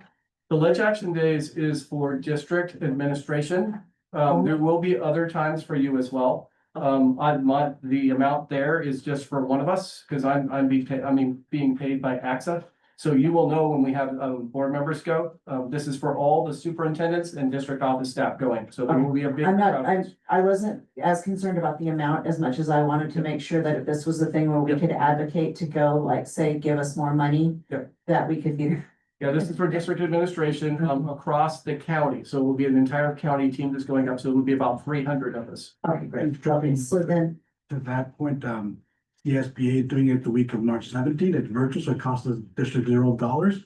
If you want to register, we'll be lobbying our okay, different legislators here in San Diego. do I get to yell at the assembly members about giving us more money? Yes. Yes, okay, well then.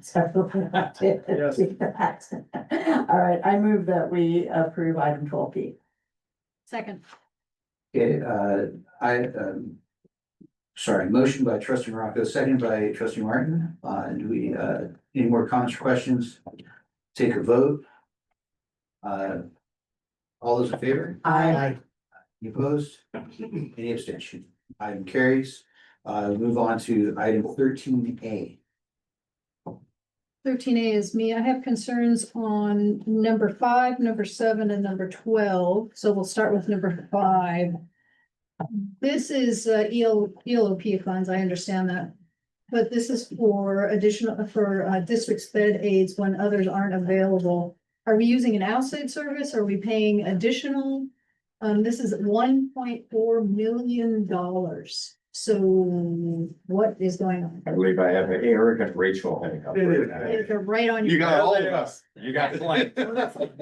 I'll briefly start. I don't know the exact details of how they're utilizing them within the program. However, this is one of the situations that we've already been addressing as far as creating the 8-hour positions for our instructional assistants to cross over and for AM PM to cross over into special education. So that as we continue to move into those positions, that will take care of this need.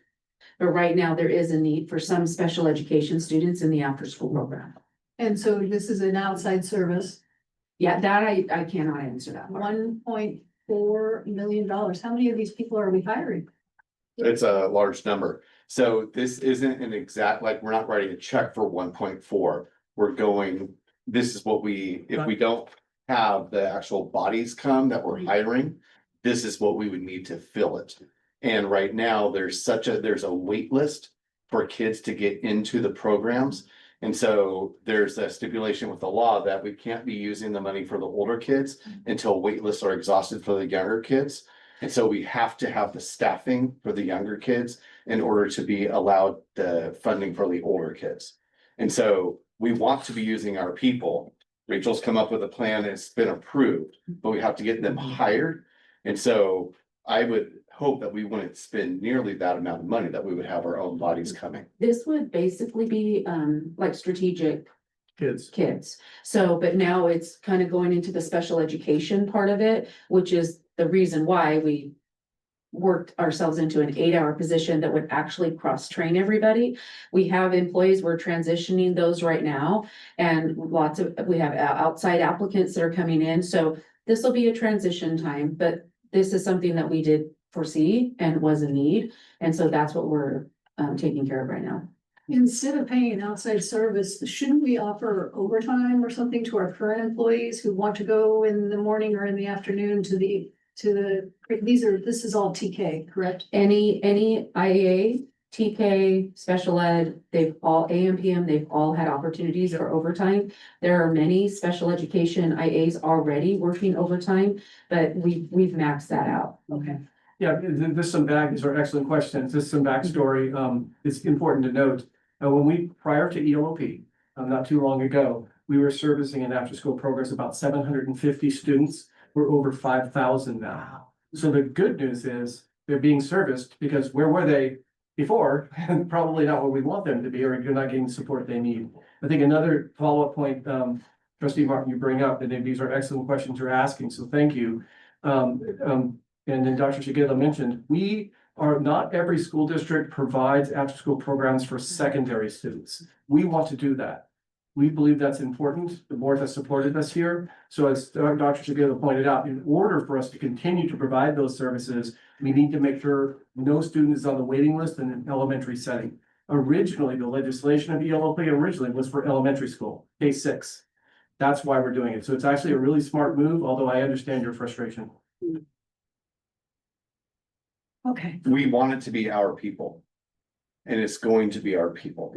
eventually. Yes, Okay, that's the goal. we're moving towards that. And many of our special education students that wanted to participate, or they were on the wait list for AMPM, it was their instructional assistants that would work overtime to work with them in the after-school program, because they had the expertise. So as we transition into these 8-hour positions, everybody will be cross-trained into both programs, and everybody will have additional support. Okay. Thank you. I move that we, sorry. Rescind it. Item number 7, which is a Title I grant with Girls Inc. Mentoring Rancho Buena Vista girls in a research-based programming. Can you explain what all that is? Honestly, I can't explain it beyond what the actual words are. What I can do is get you an explanation from the school that they put it in. I'm familiar with Girls Inc. It's a great organization and we want to support our young women. But I can't give you the specifics of that. All I can say is this is exclusive at RBD. They've had it there for many years. One of the key areas of focus is focusing on the LGBTQ population. Actually, that's one of their greatest areas of focus. So this is going on for many years. So this isn't programming as in computer programming? No. It's social emotional support. I'm curious about that word programming too. I think a lot of contracts use that terminology, but has nothing to do with computers. I'm not comfortable, it's $10,000, but I do want to know what this is. Yeah, I can get a summary for the end of Friday letter tomorrow. Okay, Yeah, we can work on that tonight with them. thank you. That's site funds, just to be clear. It's coming from site. Site title. Yes, Yep. yeah. Last item. The last item is number 12. This is mental health support for You Will. $40,000. Who? Is this for students? Or do they have to have parent permission? Is it all online? Mental health online? Is that to alleviate from our school psychologist? That's SC That's a grant. Did you want to hear? Yeah. From the state of California. $5 million. It's a $5 million grant, mental health for our students during the pandemic. Yeah, so we had Healthy Campus before, where they were supporting with mental health. That contract sunsetted in January 31st. We were not given another proposal We were also advised that to continue that contract, it would be a minimum of 60,000 per month, and we had not allotted that amount. So we tried to figure out what can we do with the money we have in SB HIP and in that grant for mental health and make it stretch as much as possible to not have an interruption in the middle of the year. So we have one of the programs, as you were like, it's going to be from now all the way through June of 2027. And with them, we pay for this separately. It is teletherapy, and it's with a licensed teletherapist that works with students. The students, if they are over 12, they don't need necessarily the parent consent, but we verified with you, Will, and we promoted that they are doing everything they can to involve parents. So they involve the parents in the first meeting. And if for some reason they're not there, they're working with the student to figure out what's going on and how they can involve the parent.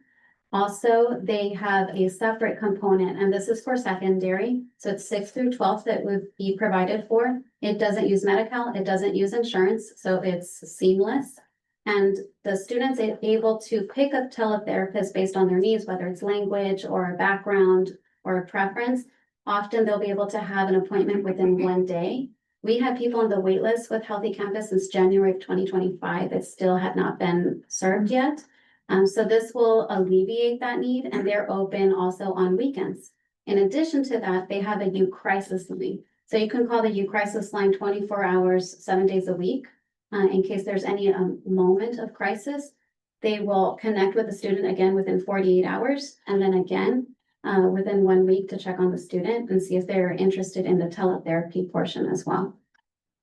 So this 40,000 is for 1 year, it's for 2 years. This one will be for the rest of this year, but we made sure that the money we had left in SB HIP will be enough to pay for this part of the year and all of next school year. And our students that are 12 years old that are going on and selecting their telehealth, mental health counselor, there's somebody overseeing all of this. Yes, under the CYBHI capacity grant, we have a school counselor that's overseeing the support, and I work directly with her on all of these contracts. And we work with the school counselors and social workers and psychologists so that they know what's available. And is anyone listening in on the conversation between an adult and a child? I'm sorry? Is anybody else listening in on that conversation between a 12-year-old student and the telehealth doctor, or is there a third party? It's a licensed therapist, and it would be individual with one another, but they involve the parent as much as possible. They want the parent to be involved. 'Cause These it's are helpful. state certified licensed Yeah. therapists, so they have the credential, just like a teacher would have a credential. Okay. And they're approved by the parents as well. They don't do this without parent approval. Okay, the licensing is what I was trying to. Yeah, state Yes, license, okay, yes, all right. and they're HIPAA protected. Okay, Oh, yeah, Great. for sure. thank you. Yep. Okay, I move that we approve item 13A. Second. Okay, all those in favor? Aye. Any opposed? Any abstention? Item carries. I will move on to last consent calendar, item 13G.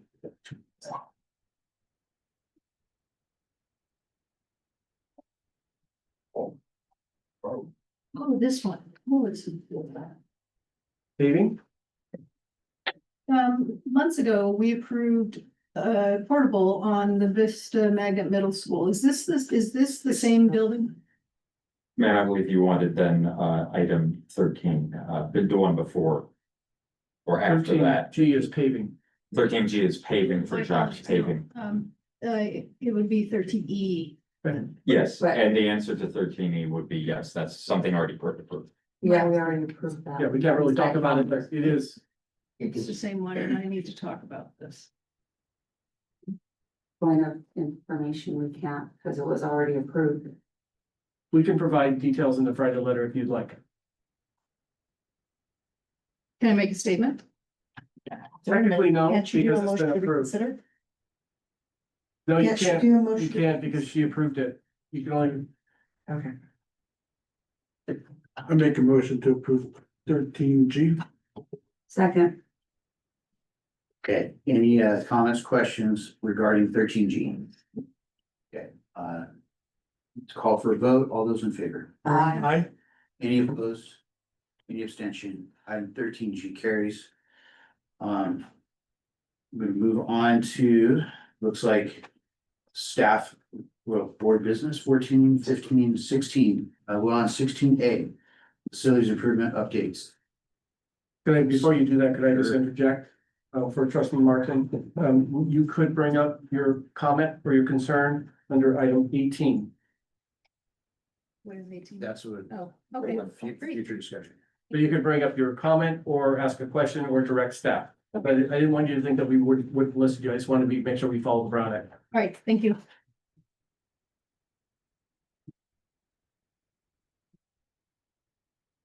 Give me a second here, I'll get this ready to go. You're almost ready. Do you have this? We apologize that we heard a crash outside and a child cry, so we had to go check, so. Okay, we have Mr. Kirby here looking sharp. Right. All right, great. Thank you very much, President Markov, Vice President Vargas, and all members of the Board of Trustees. This evening, I'm joined by our Director of Maintenance and Operations, Mr. Kevin Kirby, to have a discussions about the planned deferred maintenance projects for the upcoming summer. As we look at the list, we have a few things to frame our discussion, which is located on slide 2.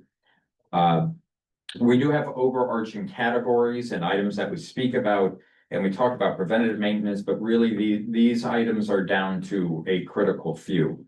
And when we talk this specific listing, it is slightly different than the previous few years. Previous few years, we've been able to achieve upwards of $10–11 million of improvements per summer through Fund 40. That's one-time funding.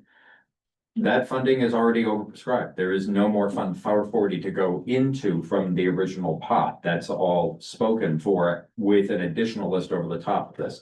So the list that we're talking about for this is not Measure LL. It's not your regular routine operational maintenance. It's not even the new certificate of participation, because the only thing that's been approved from that is the RBD project. We haven't had time to come back on that. Literally closed sales. The documents are signed wet signature Monday and Tuesday of next week. So this particular one is a dramatically abbreviated list, and it conforms to the board approved budget at the end of this year of what's left of just about $600,000 is all that's left to take on some summer projects. So we're not talking about 11 million anymore per summer or 15 million. We're talking about a small list of what's budgeted for these items that are pretty critical. The project types are listed on your right. These are what the board has previously asked for. They are just sort of overarching categories that are there. I'm going to turn it over to Mr. Kirby to sort of walk you through things here on slide 3 and 4, just to, again, an overview of what is planned for this summer. Nobody is suggesting that these are the only projects worthy in the district, but these are the ones that are sort of the next up in the queue. That can be achieved within the scope of funds that have been budgeted at this time. So Mr. Kirby, if you can walk them through your plans for the summer. President Markov, Vice President Vargas, fellow board members, and our student board members. Thank you for having me before you again. This first slide here is really the timelines that we typically have used in past presentations. You'll notice here in just a minute when we get to the next slide that each of our projects that we're planning are in that midterm range.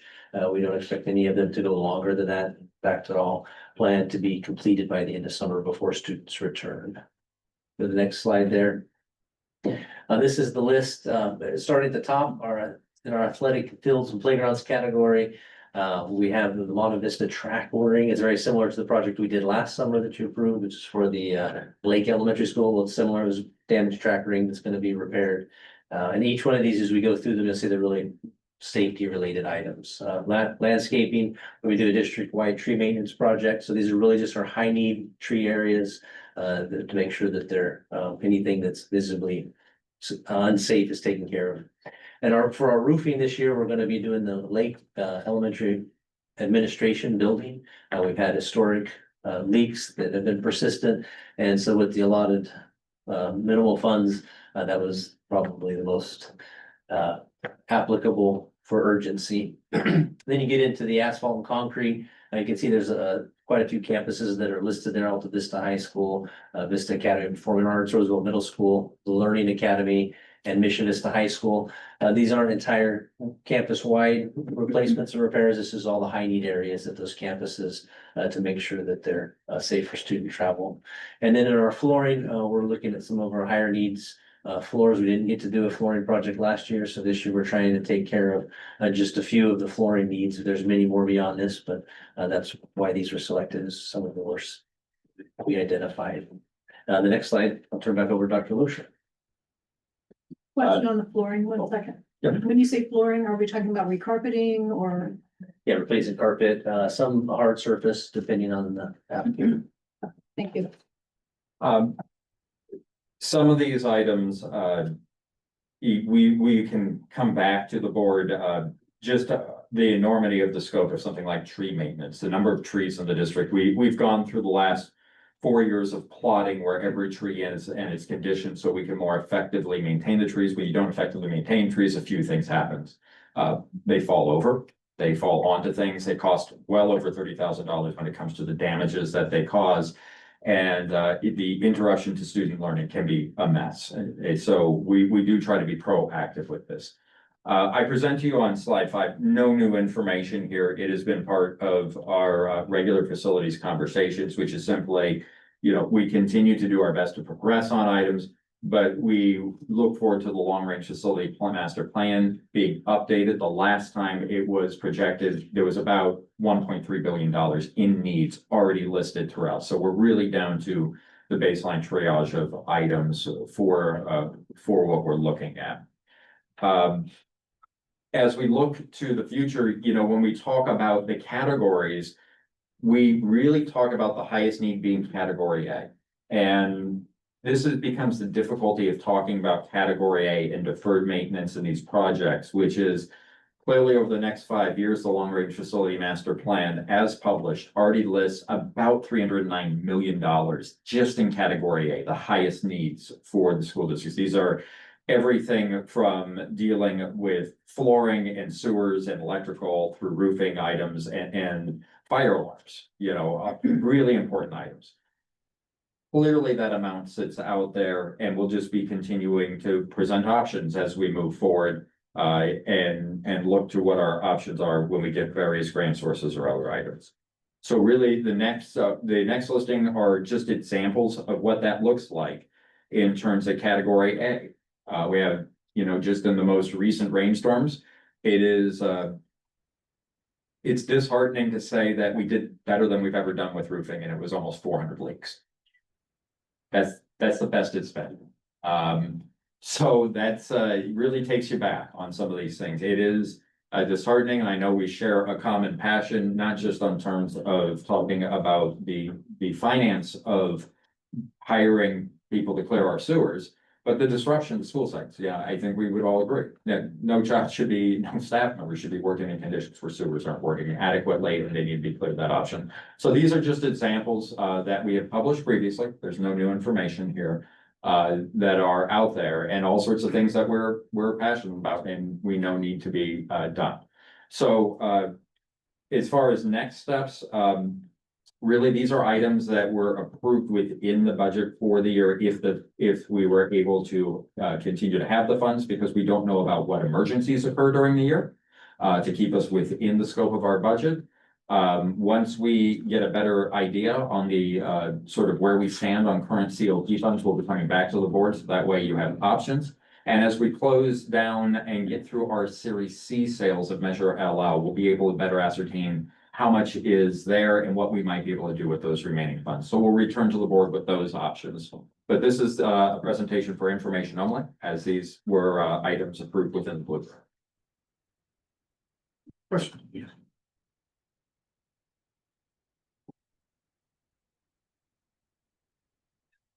Anybody else have questions? Yep, so slide 5. Graph on the bottom right. There's $1.29 million of long-range facility master plan needs. What is that? Is up as of like when? As of this week? As of last month? No, that's as of when it was approved over 2 years ago. General escalation rate of construction, meaning how much things cost over time. That's something that they're gonna come back to us. It can be 8-9%. It has been as times over double digits in terms of percentages. So we'll get that information with the long range facility master plan and Stowler. We'll be able to have that ready for us. We are time on task, but that will be something that will be coming back to the board with the preliminary outlook and then the final in June for you. So that's a figure multiple years old now. Got it. What would you estimate? I would not be surprised to learn if it was $1.5 billion. Thank you. All I was gonna say was, we're getting close to where our student board members, are going to leave. I just was wondering if they had any thoughts or questions about this. Okay. How much did you say is left in LL? So there's two things that I want to be clear about LL. There is a reserve amount in case there's an overage for Bovier. That reserve amount right now sits at about 11 million, somewhere in that neighborhood. But the factual amount left over in LL really will be a calculation of the next few months in two steps. The first will be, we're almost completely done with our books on another project, so we'll be able to reclaim funds there. We've been able to come in under budget on most projects in LL, which is pretty phenomenal, particularly the last few ones. So as we're able to report that amount, you know, it could be a few $1 million, but we're going through that right now. The next part has to do with Bovier. As Bovier gets to the final stages, we're gonna have a really good idea at the end, because remember, we oftentimes talk about a project, we talk about something like Bovier, we focus in and say, well, how's the construction doing? Well, construction is one part of Bovier. Right, all the furniture and all the things and all of the moving, and it is a whole other part, and that the furniture is being purchased and ordered now. And all of those costs become variables. So we're gonna have a better idea as we start to get closer and closer in. I'm comfortable at this point, and Chris Fowler is wincing behind me as I say this, that we can start discussions about the remaining 11 million. But we're not completely clear of any number of things. And here's what we're also not completely clear of. We have a healthy, robust project management schedule that Ms. Dowler and the entire team at Bernard's put together that accounts for the reins. But we have to hit a hard deadline target to open this school. Okay. Kids don't get a year back, right? And if they don't get into that school site because we miss that target, we have some issues and we'll have additional costs. So right now we're sitting on every cost and looking at it to make sure that our goal is met. Goal is that staff moves in August 1 of this year, believe it or not, as we're completing our flat work. So as we get closer to that, we'll know more. The final accounting for Bovier, a project of that size, will take 4 to 7 months to close the books and really have the best idea. And we'll be able to start to get closer and closer as an idea and report back to the board and then, you know, share what the options are. So Dr. Loescher, just remind the board, are we on timeline with Bovier as of today? As of today, we are on timeline with Bovier, and Chris will not let me say anything further about being ahead of. Just that one simple. And so we cannot utilize the LL for the summer projects, is what I'm hearing. We just won't have the accounting. Well, there's two things regarding bond measure projects, and this is a subject that perhaps I can build into like a facilities workshop to go into depth. One is, in order for a bond to pass at 55%, which is the legal requirement, we have to have a citizens bond oversight committee. And the citizens bond oversight committee really only has a few authorities other than being a watchdog that they are charged with. And it does not actually go back to this board. One is you read each year in June, which is they publish their own independent report. And they simply inform you of what the report is, because their report is a commentary of the district as a whole, inclusive of the board, and what they think we are doing with the finances and are we remaining true. It's independent. We don't write it, they write it, right? The second is you may not use bond funds for deferred maintenance.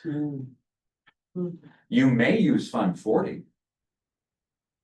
That is true. That's why we said, if the board were to choose to put a ballot on initiative, there's specific language we use. So if you did get a bond, we would transfer what projects we could into a future bond wherever you could to free up Fund 40, because Fund 40 is far more flexible, right? So it's a really complicated matter of understanding how the restricted funding sources work on other items. Now, there is a provision that states you can get some leverage on some levels of projects of deferred maintenance with the approval of your CBOC. But that requires their approval a year in advance. And they actually go through that process each year. And when the district changes to using deferred or using those funds for deferred maintenance, it's actually a financial indicator that they report on. They come back and state the bond funds are being used for deferred maintenance, which means, and I'm just going to use parallel language that is used in other districts, that the district has not met their financial obligation for deferred maintenance, and therefore that should be looked at as not being the purpose of a bond campaign. So there is that little tiny loophole that's in there. So the preference, though, is you move things around and shift it back and forth, which I know sounds very strange, and I understand that, but those are the legal requirements. Thank you. Thank you, ma'am. Any other questions? No, okay, let's move on to 16B. We have a couple of hold cards here. Yeah. Oh, yes. All right. Looking at me with expectation, yes. That's right. Thank you, student board members. You are dismissed and you're welcome to stay for the life if you so choose. Great report, Melina, great report. Yeah, it's awesome. Good job. Thank you, guys. Thank All right. Guys, have a good night. You're welcome to say. He's got a baby back. He got a baby. Okay, I'd like to invite Kristen Childs to come up and speak.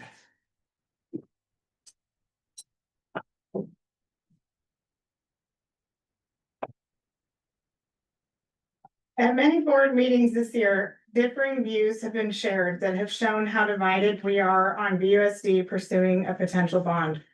There have been some who have said they would not vote for it, even though they worry about the cost of repairs, such as the expense of replacing portables.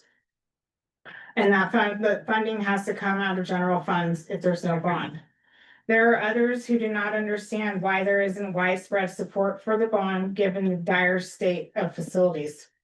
We need to come together to find common ground. As a VUSD educator and community member, I am asking all board members to vote to put this bond on the November ballot. Our school board and educators should not be against a bond our students need. Our community has the right to vote for or against this bond on the 2026 ballot. And we should not take that democratic right away from them, as happened last time the board considered a bond. As an educator at a school that did not receive any of the big LL funded projects, I understand that there are many who have concerns. I work at Monte Vista Elementary School, where we have 3 toilets for all adults, staff, full day EES preschool, and AM/PM staff. California law says we should have at least 3 to 4 toilets per gender. In addition, just last week, a sink of one of these 3 bathrooms stopped working. So we had 3 toilets, but only 2 sinks. To make it worse, we were out of hand sanitizer. School bonds are essential to repairing our schools, and it is short-sighted to be against it.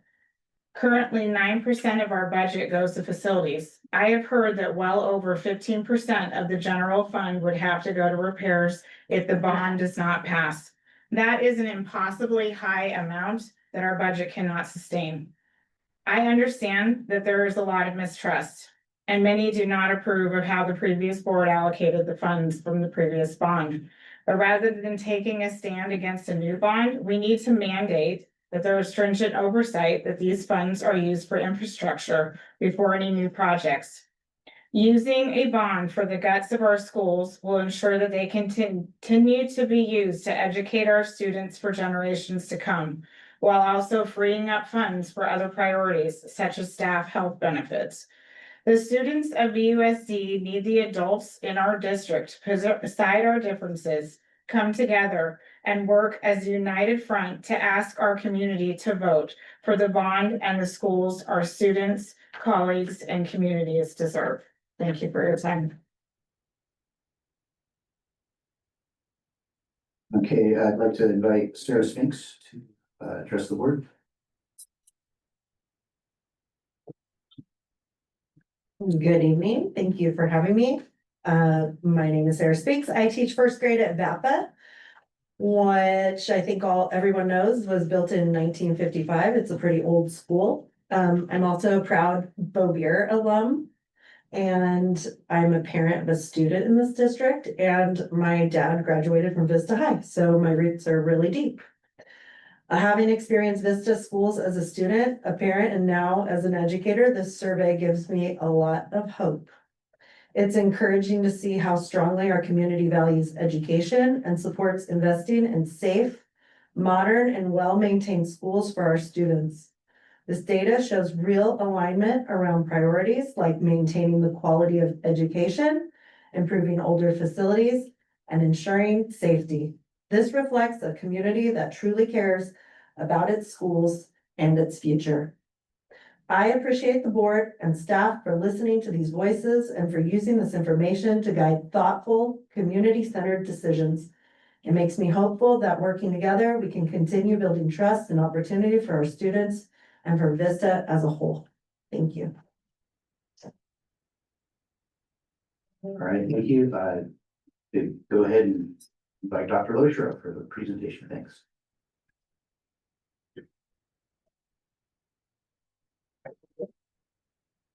Thank you kindly, President Markov, Vice President Vargas, and all members of the Board of Education. I am not Dr. Tim McCleary, clearly. Tim wishes he could be here with you this evening to share with you everything, but I'm going to do my best to channel my innermost Tim McCleary, but in a straightforward fashion. I have taught at the doctoral level statistical sciences, so I am fully aware of what many of the terms mean and the viability of this study and the purpose of the study. As boards contemplate what they may do in the future in terms of their contemplation of placing a ballot initiative out there on the ballot, or a bond initiative on the ballot, they really concentrate in on three specific areas. The first is the need of the district. The need of this district will be reported upon in an updated fashion with the long-range facility master plan. We are one of the districts that had a long-range facility master plan a few years ago before it was mandated by the state. In fact, our long-range facility master plan has been used as an example by the state as how to do it. And that has been shown some of those early results. The next that typically a board continues to consider is the capacity of the district to deal with a bond. Are we transparent? Are we fiscally responsible in our bond dealings? Do we have the team in place that deals and is able to have facilities planning construction in place to execute on such a bond? Do we have that proven experience? So if the first area is need, the second area that a school board typically considers is capacity. The third, of course, is what brings us to this evening, which is boards consider viability.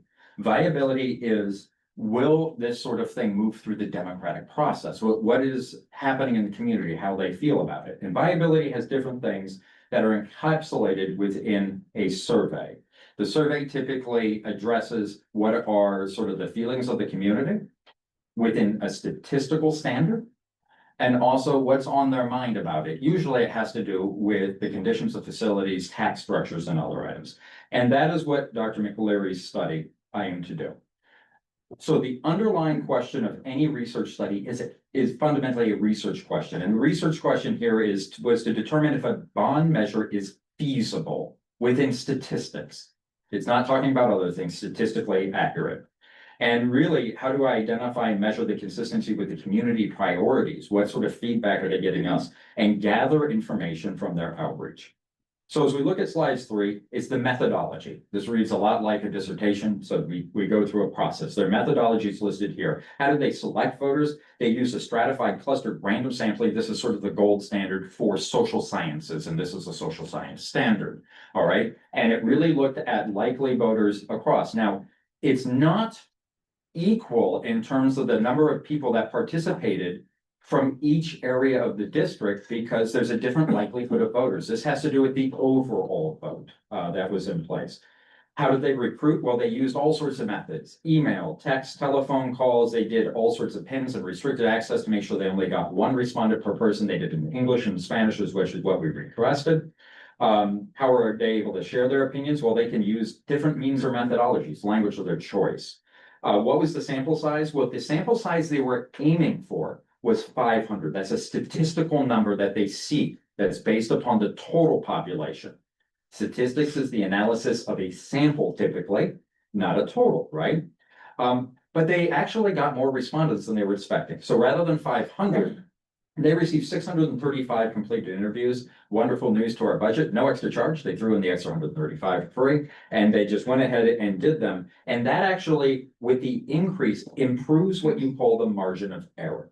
Any statistical analysis has a margin of error. So this shrank the margin of error to what's called a plus minus 3.9% at a 95% confidence level. This is another statistical term that meant all of the standards for Cronbach's alpha for statistical validity. All right.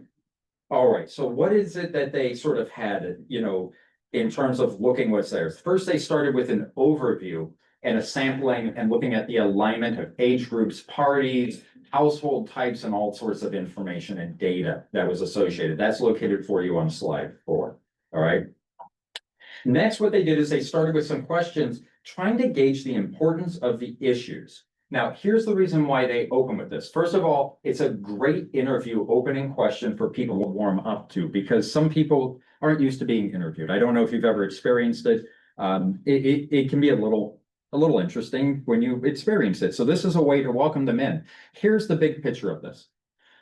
The higher education rates on this, the more likely people are to typically vote for something of this nature when you compare it to the local property tax rates. And you'll see that education in our communities at 93% of the total population thinks is extremely or very important education, right there at the top.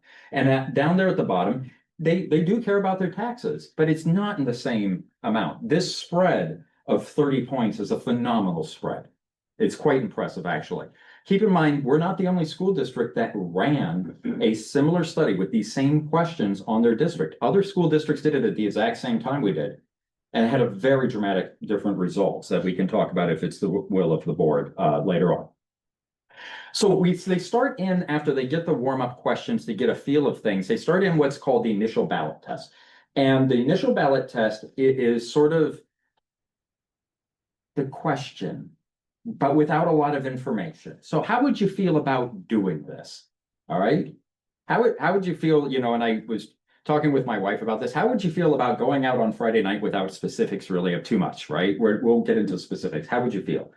So this is the question that was used. This is what is called sample ballot language. All right. And the sample ballot language basically says, according to legal parameters, what will we be doing? And they read this to them. And that's the initial ballot test. And on the initial ballot test, what came back was interesting. It's on slide 7, which is 62% of the population was in favor of a bond. We have later on a comparison to previous surveys that we've done, Measure LL, one that was done in 2023, so you can compare how this looks. But 62%, even at plus minus 3.9%, is above the 55% threshold that's required to pass a bond measure, right? But what's really interesting in there is you have about 10 percentage points of not sure, and you have probably knows at 11%. Those are shift voters typically. They typically are able to be shifted if they have information. So they're not having a lot of information at this juncture. So what occurs next is an interesting phenomenon. They then explain through a very brief communication, did you understand all of the language that we proposed? For example, did you know that with bond extension means you wouldn't pay anything extra on your taxes? And if you understood that, would you change your vote? And the answer is yes, they would change their vote. the statistic goes from 62 to 71%. It goes up dramatically, all right? What's bond extension for the public? Well, bond extension is an interesting phenomenon. Earlier this evening, we spoke about the COP sales, and in that I brought up that when you have a low interest rate, when you refinance, when you're able to do different things, you can pay off bonds early.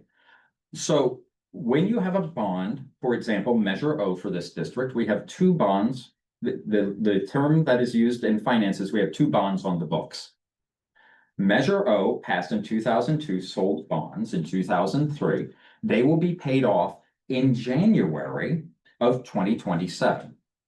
Meaning if a bond's to pass in 2026, you're not going to sell bonds till after you pay off bonds, which means the next payment of the bonds is the following cycle, right?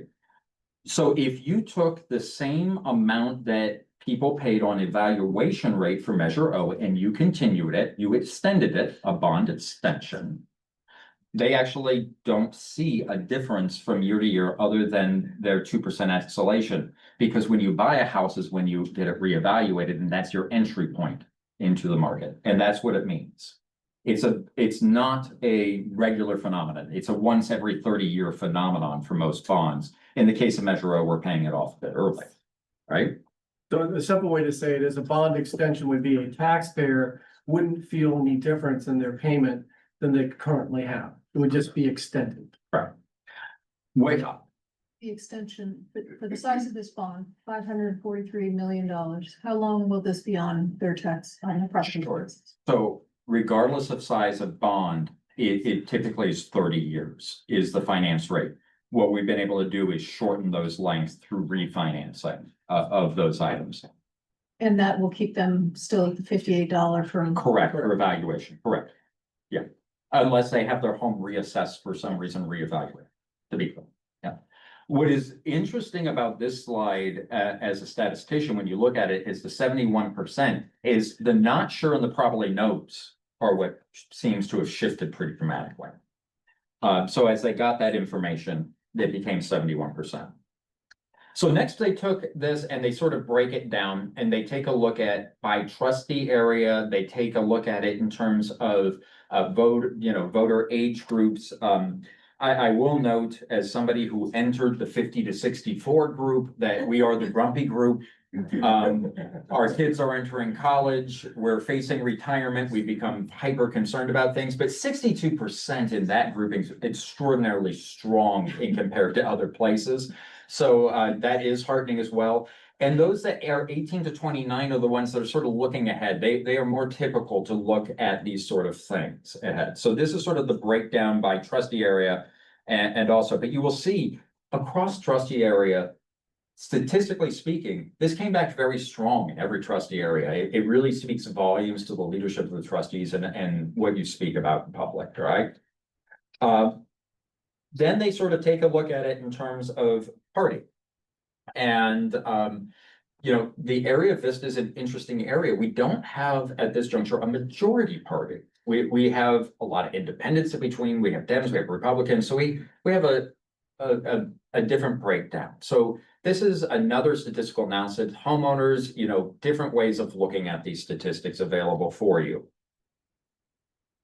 In terms of moving forward with this, what they do next is they sort of say, give us your feedback based upon general bond categories. What are your interests? And these are all the bond categories that they test. These are very common categories to test out there in public. And what is phenomenal about this result statistically is they all came in above the 80% level. They have strong interest across the board in various developments of facilities. They are listed in the order of reporting clearly, but this is strong in terms of that sort of thing. All right. Now they test the various arguments. The various arguments are intended to get feedback here on slide 12 of saying, well, here's what the district is saying. Does this resonate with you? Things like, how many portable classrooms need to be replaced?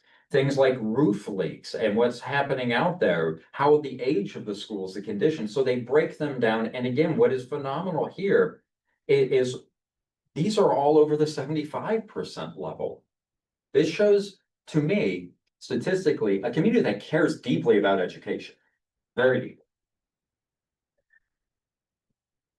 All right, so after they do all that, they do what's called the interim test. They say, all right, we've talked about all these things, so cast your vote one more time. And this is pretty normal. You see a little fluctuation in here because some of the people that were not sure, probably known before, sort of go, maybe, but we're still sitting at a solid 70, right? So that's extraordinarily strong, that's there. But we don't want to just have positive affirmation. So we do something called the opposition research. What we do is we ask our statisticians to pick apart everything and to come at us with every sort of argument that they think would be most damaging, to see what would happen to these same people if they heard the most damaging information and we had no chance for rebuttal. Okay?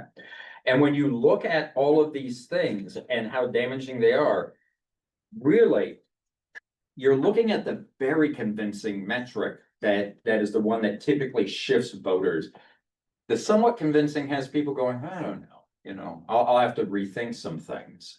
But this simulates, even if you have people actively campaigning against you, coming out for a variety of reasons, and these are, statistically speaking, typically the ones that are the most damaging to school districts. So what happens after they get the most damaging information about us? Well, they run everything one more time for what's called the final test. We're still sitting at 62% without a chance to engage in campaigning against the negative. And at 62%, again, we're still well above the plus minus 3.9%. So the question does come up, of course.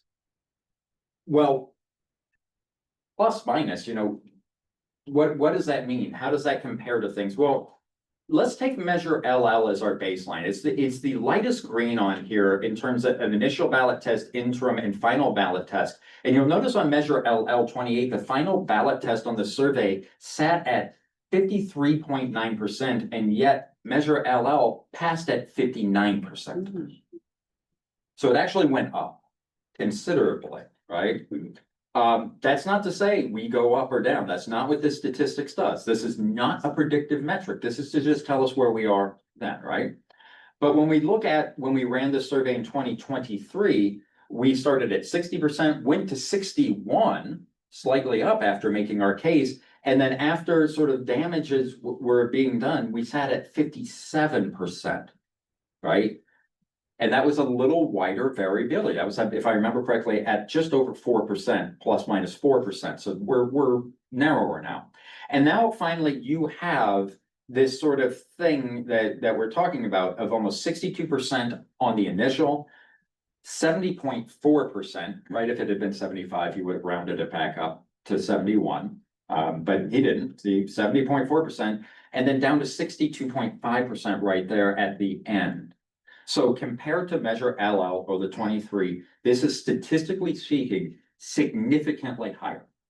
That's not my opinion. That's a matter of statistical science that would say that. So we come now to the conclusions prepared by Dr. McAlery. I'm presenting on his behalf and speaking statistics. It's not my goal to state my opinion or anybody else's. This is the statistical findings from his study. The research question was, does a bond appear to be feasible for 2026? Statistically, from this survey, the answer was yes to that question. What were the positive signs? Voters ranked maintaining quality of education very high up front. That's usually an extraordinarily positive sign. There's sufficient natural support for a bond. That's that initial test. And then when they get information about taxes, 71%. And then even after we have sort of that campaign of opposition without anybody refuting it, you're still sitting above 62.5%. They have a listing. They find the project categories typically associated with bonds very popular. There are strong positive arguments, and everything was way above the 55%. This is way above the plus minus margin by a statistically significant amount. What are some of the challenges though? Because we also asked them this. I think, Trustee Vargas, I believe you asked the question, what is tax extension? Their suggestion is this is key. to bumping things up, right? Because this helps the voter to understand that nothing changes in their structure, it's a continuation. So their recommendation is we need to focus there. They stated, yes, negative arguments get some traction, so they suggest that we be active in all of those things for as long as possible to get messaging out. But also suggest that, you know, something like a political action committee that usually takes, well, has to legally take over if you place a bond on the ballot. At that point, their campaign becomes an important part of that in order to look at getting information out. Now, there are a lot of unknowns, okay? The economy, inflation, tariffs. We heard things tonight, lots of unknowns, all right? And we know that the electrical climate right now tends to be hyper-partisan. Here's the interesting thing that they found from their analysis, not of the presidential election, they're looking at a California election. They went back to the special election and found that the turnout of likely voters is extraordinarily strong in California and actually tend to come together on less partisan things like this. So they felt very comfortable with this, that this would be a less partisan sort of environment on this off cycle. And typically you don't always look at bonds on off cycle, which is interesting for Vista because we passed LL on an off cycle too. So that's sort of it. What was Dr. McAleary's message to the board is to remember that this is a statistical study. It's not a crystal ball.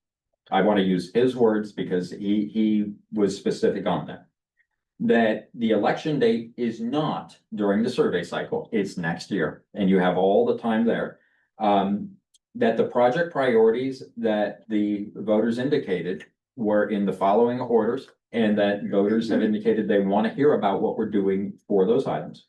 And that district communications really need to strengthen the conversations around what are the needs, that framework I talked to you about. What is the needs of the district in terms of what is out there? What are the capacity of the district? How have we done? What can we do in terms of our finances, our transparency ratings, all of those things? And what is the viability to move forward? And finally, you know, clearly calling that, you know, in this sort of cycle, based upon what they're seeing, with the capability of bumping those poll numbers so high up into the 70s with information about taxes versus just leaving things out there for opposition to make their statements and walk away. They still recommend that it would be normal that a school district would be engaging in this independent campaign for political action committee. So that is the best of my capability to channel Dr. McAleary, and I'll do my best. If I can't answer a question directly from his study about some of the statistical things, we can always get back to the board and report in the Friday letter. All right. Thank you. Anybody would like to open up with comments or discussion, questions? I have a question about the LEAs or districts that engaged in a similar study that now that have been published or discussed at a board meeting in the recent months. I happen to be privy to one because my children go to school in a district where there was one. And out of professional courtesy, we won't name the district, but it is a North County district south of here with about 36 schools. So you can work on which one that might be on your own. And their result was 45% confidence. So they are not pursuing any further to the best of our knowledge, but that was their result, was 45% confidence level. Thank you. I didn't want to work there anyways, it's okay. So I love these results. I think I agree. I felt 2 years ago that I did not agree that I thought it was too close for comfort. I do not think it's too close for comfort, except for one thing that I'm concerned about. And that is on slide, is that 16? If you look in 2023, the shift after the interim ballot test, 61.6% down to 57.2%. That's give or take 4 points. But we see that is a huger loss. Yeah. For this year, 70.4. It's almost double. The margin is almost double there. So I'm just going to talk about where I'm at right now, okay? Because my colleagues need to know this. All right, I want to vote yes on the bond. I want to vote yes to put this on the ballot. But I have serious misgivings about a lot of things. Not the least of which is a trust issue that we have. It's a trust issue with my colleagues on the board. It's a trust issue with the district to the public. And it's based on previous actions, you know. We closed 2 schools and that was my biggest misgiving about why I did not believe a bond would have passed in 2024. Was we had closed 2 schools and I think that was a barrier that was gonna be too high. My misgiving here is about this drastic loss after the negative campaign. And I'm concerned that if we don't heal our district, and I'm not talking just about us on the board, I'm talking about within the district, the all of the stuff. If I'm concerned that if we have employee groups that have members that are going to be campaigning against it, it's almost like the voters are saying, talk me out of it. And so I really want to see us get to a point where we are 5-0 going forward on this one. And as I said, I have trust issues. I have trust issues with, you know, we closed 2 schools. I didn't think we have students that are sitting on buses going, you know, to Oceanside that we took their school away from them. That was close enough. That was closer to them and we could have avoided that. There's trust issues with the public perceives that we told them that when we passed Measure LL that we would not close Beaumont Elementary School. They perceive that. It doesn't matter whether we said that, whether we didn't say that. That is the perception, and that is a trust issue that we have to remedy with the public, which means that we need to come forward with being able to work together and get to 5. And I can tell you this, I'm not saying that I'm gonna vote yes, but I can tell you this, I will not be the one in a 4-1 vote. If 4 of you agree with it, I would most likely be a yes, provided there's no like astronomical data that comes up to the last minute or something like that. I would most likely be a yes, but we need to regain trust, okay? We need to be able to acknowledge, I'm not sure how to do that. I mean, I'm not sure how, that's, you know, that's kind of on you guys. You guys need to regain my trust is basically where I'm at, okay? On this, if you want my vote, but I can tell you this, I will not be the one in a 4-1 vote. If 4 of you come together, I think that if we're gonna put it on the ballot, I will be right there with you. I will go forward with it. So what does that mean? It means that I could possibly be part of a 2 and a 3-2. It might mean that I could be a 4 with you on a 4-1, but I can tell you this, it'd be very, very unlikely that I would be the one in a 4-1 vote. And it's just a matter of, you know, we need to regain the trust with our district. You know, it's people making promises when they're campaigning and then going back on those promises does not foster trust on this board. It doesn't foster trust with our public. So, you know, like I said, this is where I'm at, and I'm letting my colleagues know where I'm at. Win me over, please. I'm begging you, because I would like to vote yes. But I have misgivings that I'm not sure where I'm at right now. Honestly, if we held if this vote was being held today, I honestly don't know how I'd vote. Okay, so please win me over, please. I'm begging you. You know, I hear as for every person that wants this bond, I'm hearing somebody that doesn't. So it's a very difficult position, and we just need to put out there. We need to win our community over. And I want you guys to win me over. Thank you, trustee Morocco. I would, just kind of touching, I think that was very, in my opinion, very heartfelt, thank you.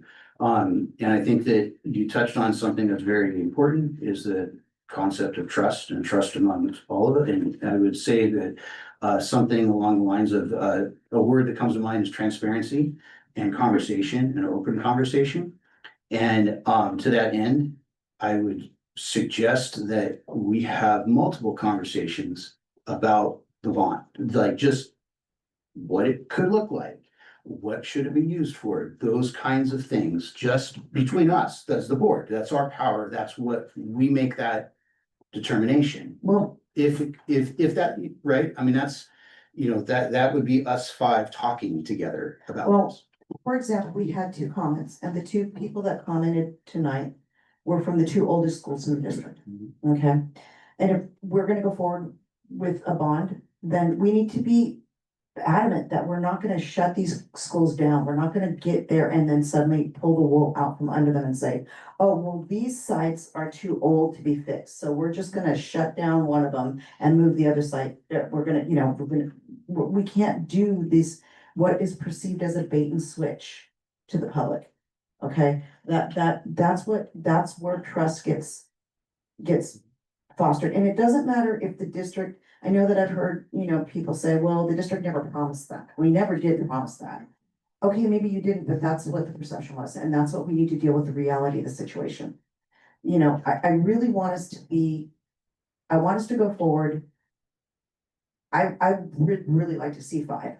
I would like to see five of us going forward. I would like to see all of our employee groups supporting this bond. I want everybody to feel, I want this to be a win-win. This should be a win-win. There should be no downside with numbers like this. There should be no downside. But I'm very concerned when I see a big jump after negative campaigning, that could be undermined if we don't win the trust of our entire community.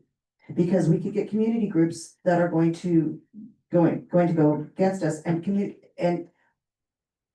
we have the usual suspects that go against bonds. We know who they are.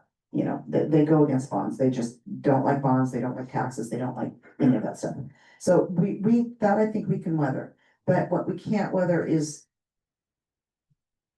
people that work in these conditions going out saying, no, I don't want it. Vote no on it. So I'm just, like I said, I'm very torn on this because it should be a no-brainer, but it's not. So win me over. Well, if I'm get kind of going back to, having further conversations about this. I think that we could get very specific about bathrooms at Monte Vista, for instance, right? I mean, just like, hey, that's gonna be on our list of our five right here. Just kind of like write it down and just have that, and then, because the bond and a vote for a bond, that's not today, it's not next month, it's not, right? So what I think we ought to do is explore, like, okay, can we write this into the language? Can we, and just like have that part of, actually develop a list of projects potentially. And put Monte Vista's bathrooms right on it, right at the top. Monte Vista, it needs a lot more than the bathrooms. So No, I mean, that was the example Ms. Childs brought up, but I'm giving that as an example. There's obviously a long-range facility master plan full of dollars and dollars and dollars and dollars of stuff we can spend.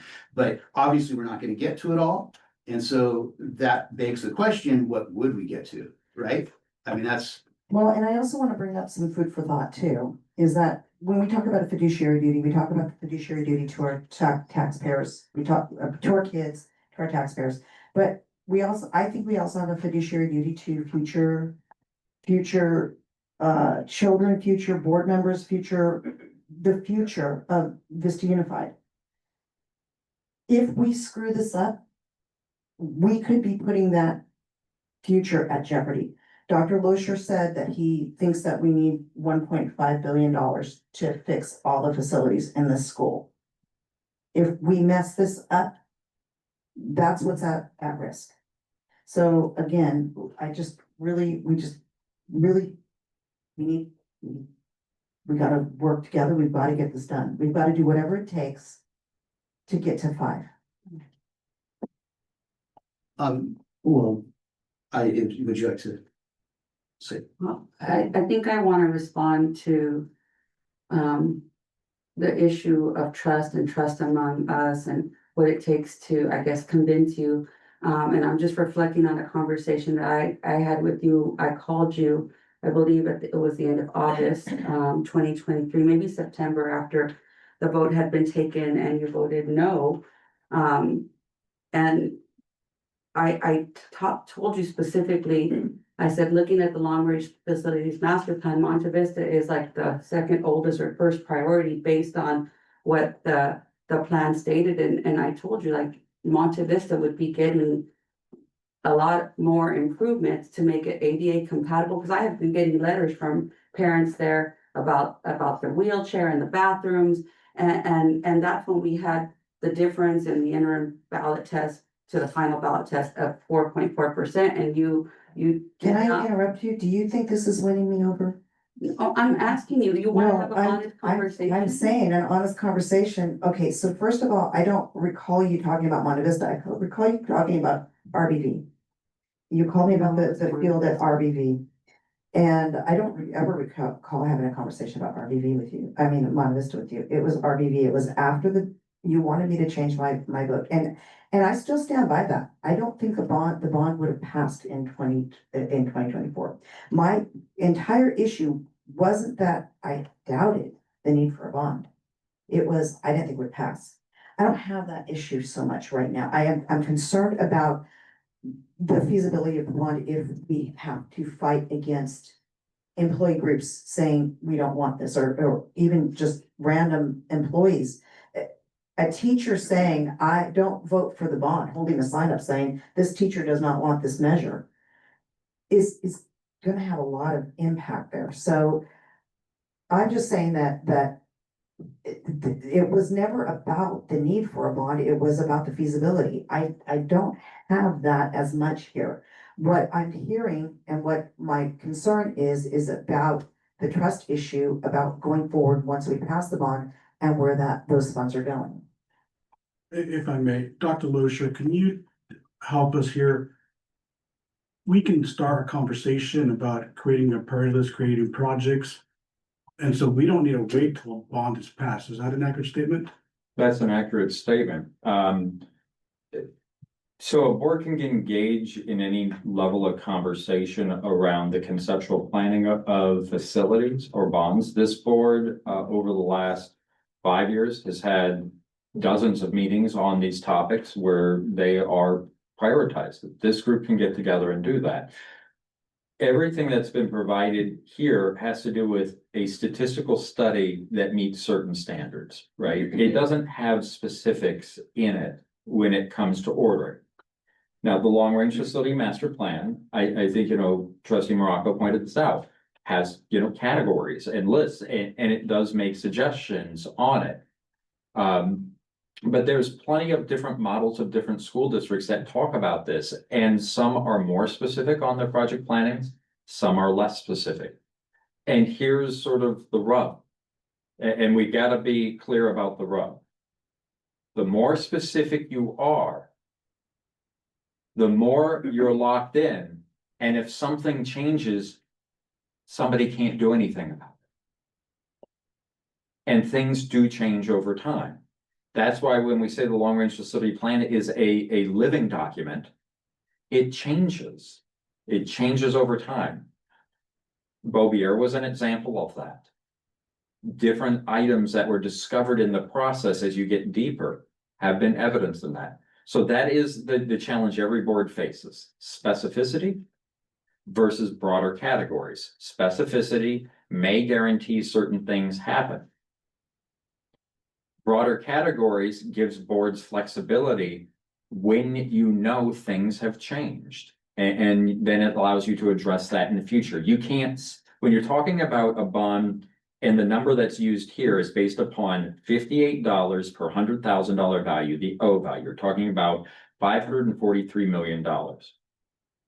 I know of no school district anywhere in the United States or anywhere that I've ever been touched with that can plan $543 million of future projects accurately, or even close to it. I don't know of any. I don't hold that expertise, and I can't even refer you to somebody that can. So typically, there's a balance of some kind where you can name your initial things, but you can't name it 5 and 10 and 15 years out, because $543 million is a lot of money down the road. And you can talk about it. Yeah, just to give like some background, last time we did this, board members at that time created their criteria of like whatever priorities that we want to see across the district. Those lists, that list, you know, like some projects being built, recognizing that we weren't gonna be able to build every single project. But I think that conversation was helpful because it helped find common ground and what are the priority projects among all 5 board members, and you know, and it was actually done through like a, you know, we weren't even naming the schools, we we're just naming the categories. Is it, you know, infrastructure? Is it ADA? Is it fire safety? And so I think that could be a start for, you know, we could identify, and I definitely would encourage, because we're not gonna solve this issue tonight. But I do agree with Trustee Marco for, we do need to have more conversations. At the end of the day, we're looking at the data, we see that the infrastructure need is there. And regardless of whether we put a bond or not, there's still gonna be an ongoing need for more infrastructure funding because the need is greater than we could potentially pass. I am, you know, impressed by the, even 8 years later, as after Measure LL was approved, 62% of voters after positive negatives agree that they would support a bond. Looking at this slide, you know, 80% of people that don't ever have any children in the school district, so there's broad support in our community to move this forward. You know, thank you to the people that emailed us, you know, I haven't seen anybody say no. Are they out there? Absolutely. But I do think we have a good start to, you know, start this conversation, and as a board, you know, what are the priorities that we want to do and accomplish if a bond is passed?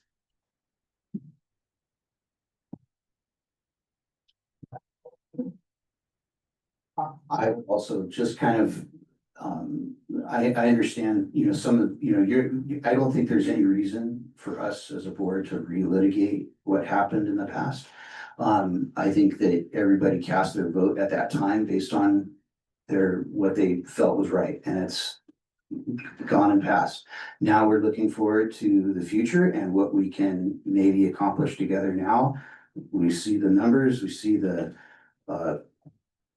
see our poll results here, and I think that, you know, we've had people come up and talk to the board here about facility needs. And anyway, I feel like if this board is willing, we could have at least discussions about like what we'd like to see, if, you know, like what we'd like to see happen. And I don't know if that could be like in a series of workshops, sort of like we've done with the you know, the budgeting, thank you.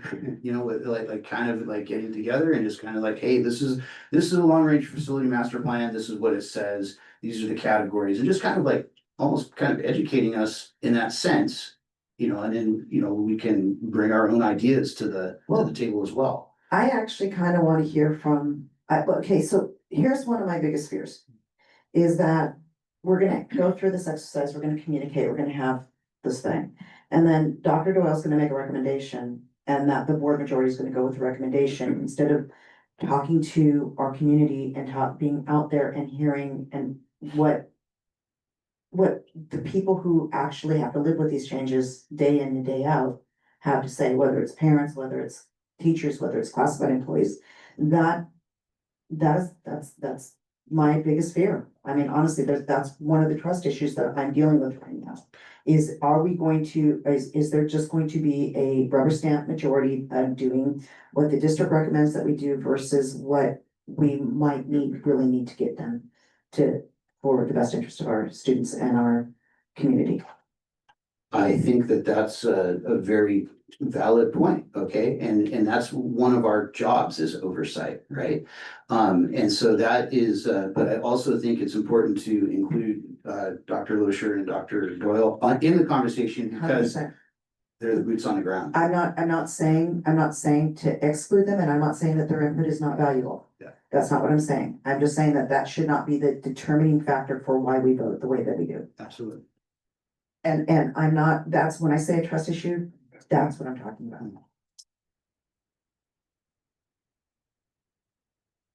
It would be helpful, like trustee Morocco, you're the one that sits in the facilities committee, so you get to see a lot more than four of us. But if there are concerns on like infrastructure, like if you already told me that, Monte Vista is sinking today, I would believe you because you're part of that, facility committee and you're like reviewing that. At the same time, we have other experts beyond Dr. Loescher and Dr. Doyle that, could provide that information. So more information is good. I don't disagree with that. And I think the updated long-range facility master plan should definitely be a guiding document for this board to consider in terms of dire need projects, i.e. toilets and sewer and ADA. I mean, yeah, if you have a high population, like I heard our educators tell us, we might have declining enrollment, but we have an increased number of kids with IEPs, and we need to make those schools accessible to those families as well, because those numbers unfortunately are not going down. So I would like to consider that one during these discussions, if this board so desires to have these discussions, is using that really important document. A point of clarification, so that way, we just provide this for the board. This survey is not something that Dr. Dora and I are involved in at all. This is an independent one. I don't, and neither does Dr. Doyle, know the results of the long-range facility master plan. We're not the ones to do any of the reviews. Those are independent engineers and architects that independently do the cost analysis, prioritize projects based upon interactions with board members. So when you look at the long-range facility master plan, that's not our influence. That actually had to do with their plan and their categories based upon their triage list. We don't want to relitigate, but I will remind you that I had serious misgivings about the recommendations that were made. But as a result of the school consolidation program and school consolidation. And, here's where I'm going to put my area 2 hat on. My area bore the brunt of that. Okay, and I think that there were better solutions that would have better served our students and better served our community that were not even discussed or even talked about or implemented. And so again, when I talk about trust, I'm going off of my experience on this board so far and what I feel that was going on. All right, so like I said, I need to feel as if we're not going to repeat history here, that we are going to be looking at, and by the way, I'm agreeing with you, trustee Alvarado. I'm agreeing with you. Long range master facilities plan, pointing out these things, 100%. I just want to make sure that we are going forward and we are taking into consideration how this is going to impact our students as well, how it's going to impact our teachers, how it's going to impact our classified employees, how it's going to impact our parents. All of those things need to be taken into consideration, and that we need to move forward with if we put this on the ballot and if it passes, we need to demonstrate. I think in order to get it to pass, we need to demonstrate that we're listening, we heard you, we learned our lesson, and going forward, this is going to be a community involved endeavor. And that we're going to prioritize the same things that are important for our community are the same things that we are going to prioritize. Two things come to mind with that. Dr. Loescher, can we set up something on the website to gather feedback from stakeholders? I love to see some pictures because I'm like, we're not at the school sites, our parents are, our students are, our staff. But I love to see pictures of like the needs that we're seeing across the district. Secondly, up until we put the bond and vote on it, we can do education gathering and community stakeholder input. Can you talk to us about that process? And then to follow up on that, Trustee Morocco, what do you see as engagement? Because it means a lot of different things to different people. But Dr. Loescher, if you can start and then.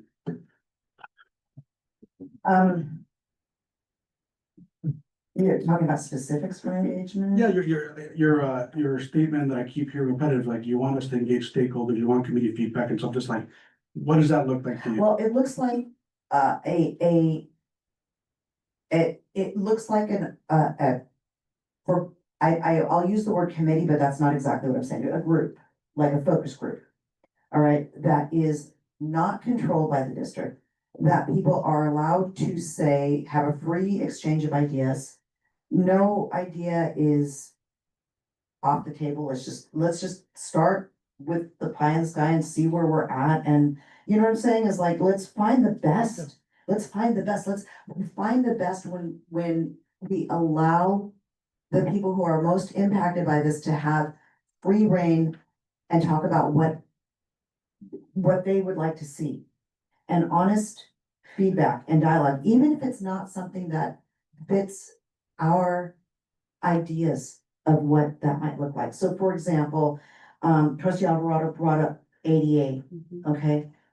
That's not a very glamorous thing. That's not something that like, okay, well, we can, you know, we don't put plaques on ramps, you know what I mean? So maybe we find out that that's what we really need. That's what the community's clamoring for. So yeah, great, we do that. What about something like, I know that VAPA has sewer issues. So, okay, that's not a very glamorous thing, but maybe that's what we need to put out there. And it's one thing to, you know, present ideas. It's another thing to control the narrative, which is what I felt was going on with the last through the school consolidation process. And I'm worried that that would go on with the bond process.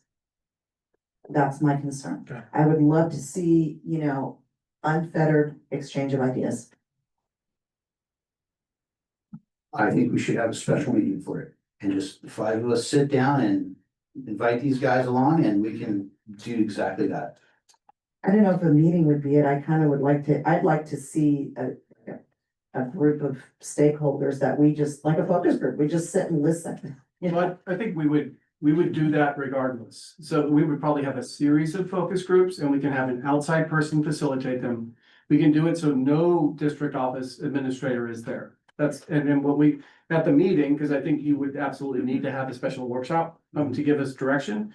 And we can kind of hash out, what would you like these focus groups to look like? Where would you like to have them? How many should we have? But we absolutely should do that. I'm sorry, the pending question about voter information up until we go on a bond. Yeah, the Federal Election Commission dictates how we can engage with the public. There are two sets of rules. One set of rules applies once a board decides to put a ballot on the initiative. Before that, it is accurate to say we can engage in certain educational campaigning and certain activities to share with the public and do those things. You can do that.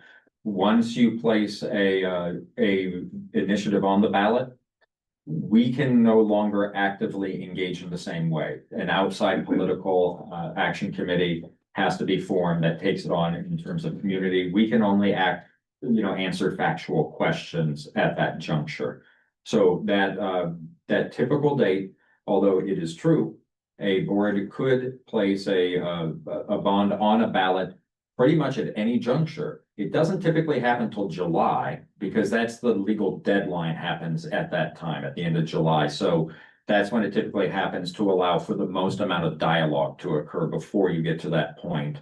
And then from that point forward is where the political action committee takes over. So did I answer your questions? Yeah, the best way to think about it is district staff or an outside agency, similarly, can talk about need. And we can talk about feedback. But we can't talk about the bond itself. Okay. Our student board member has stayed a full hour. I would love to hear some input from you, Maria. I don't know. She's been listening.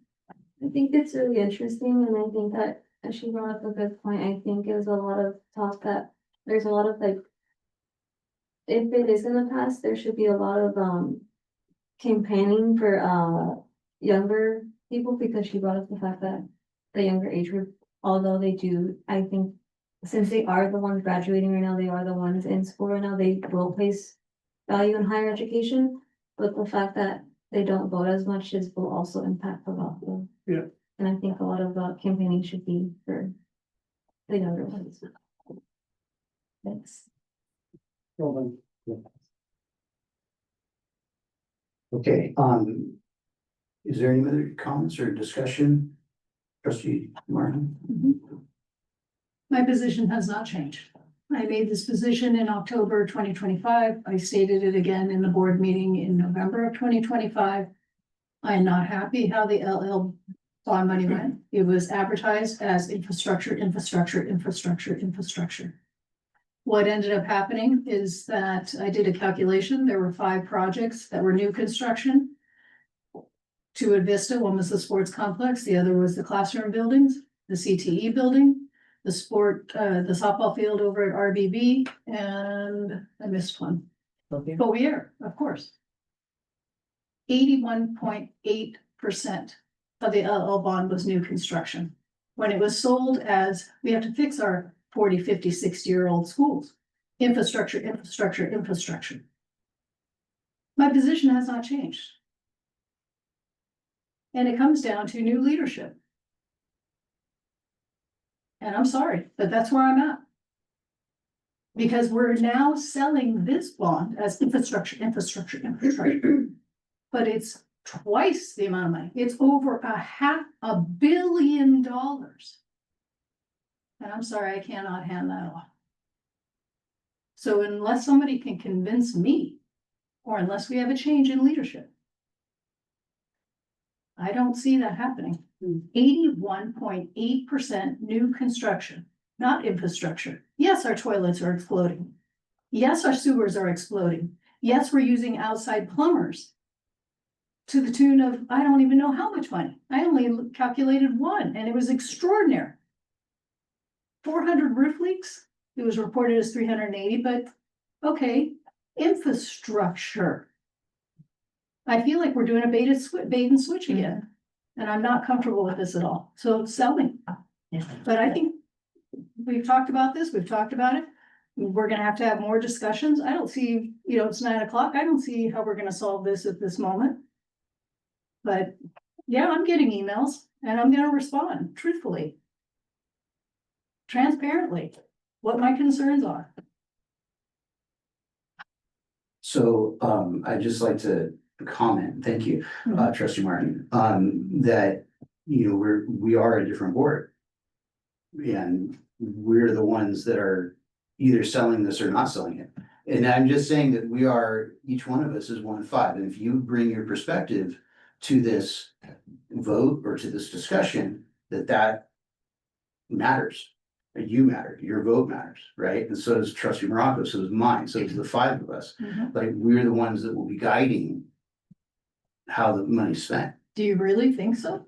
I think I that, watched the process the last time, and what the community asked for, I was at the early meetings. That's not what was the end result. I think that the projects that were approved 5-0 by the board then. Yep. Yeah, so tells me, as the new guy, that the board has the power to make the decisions about projects.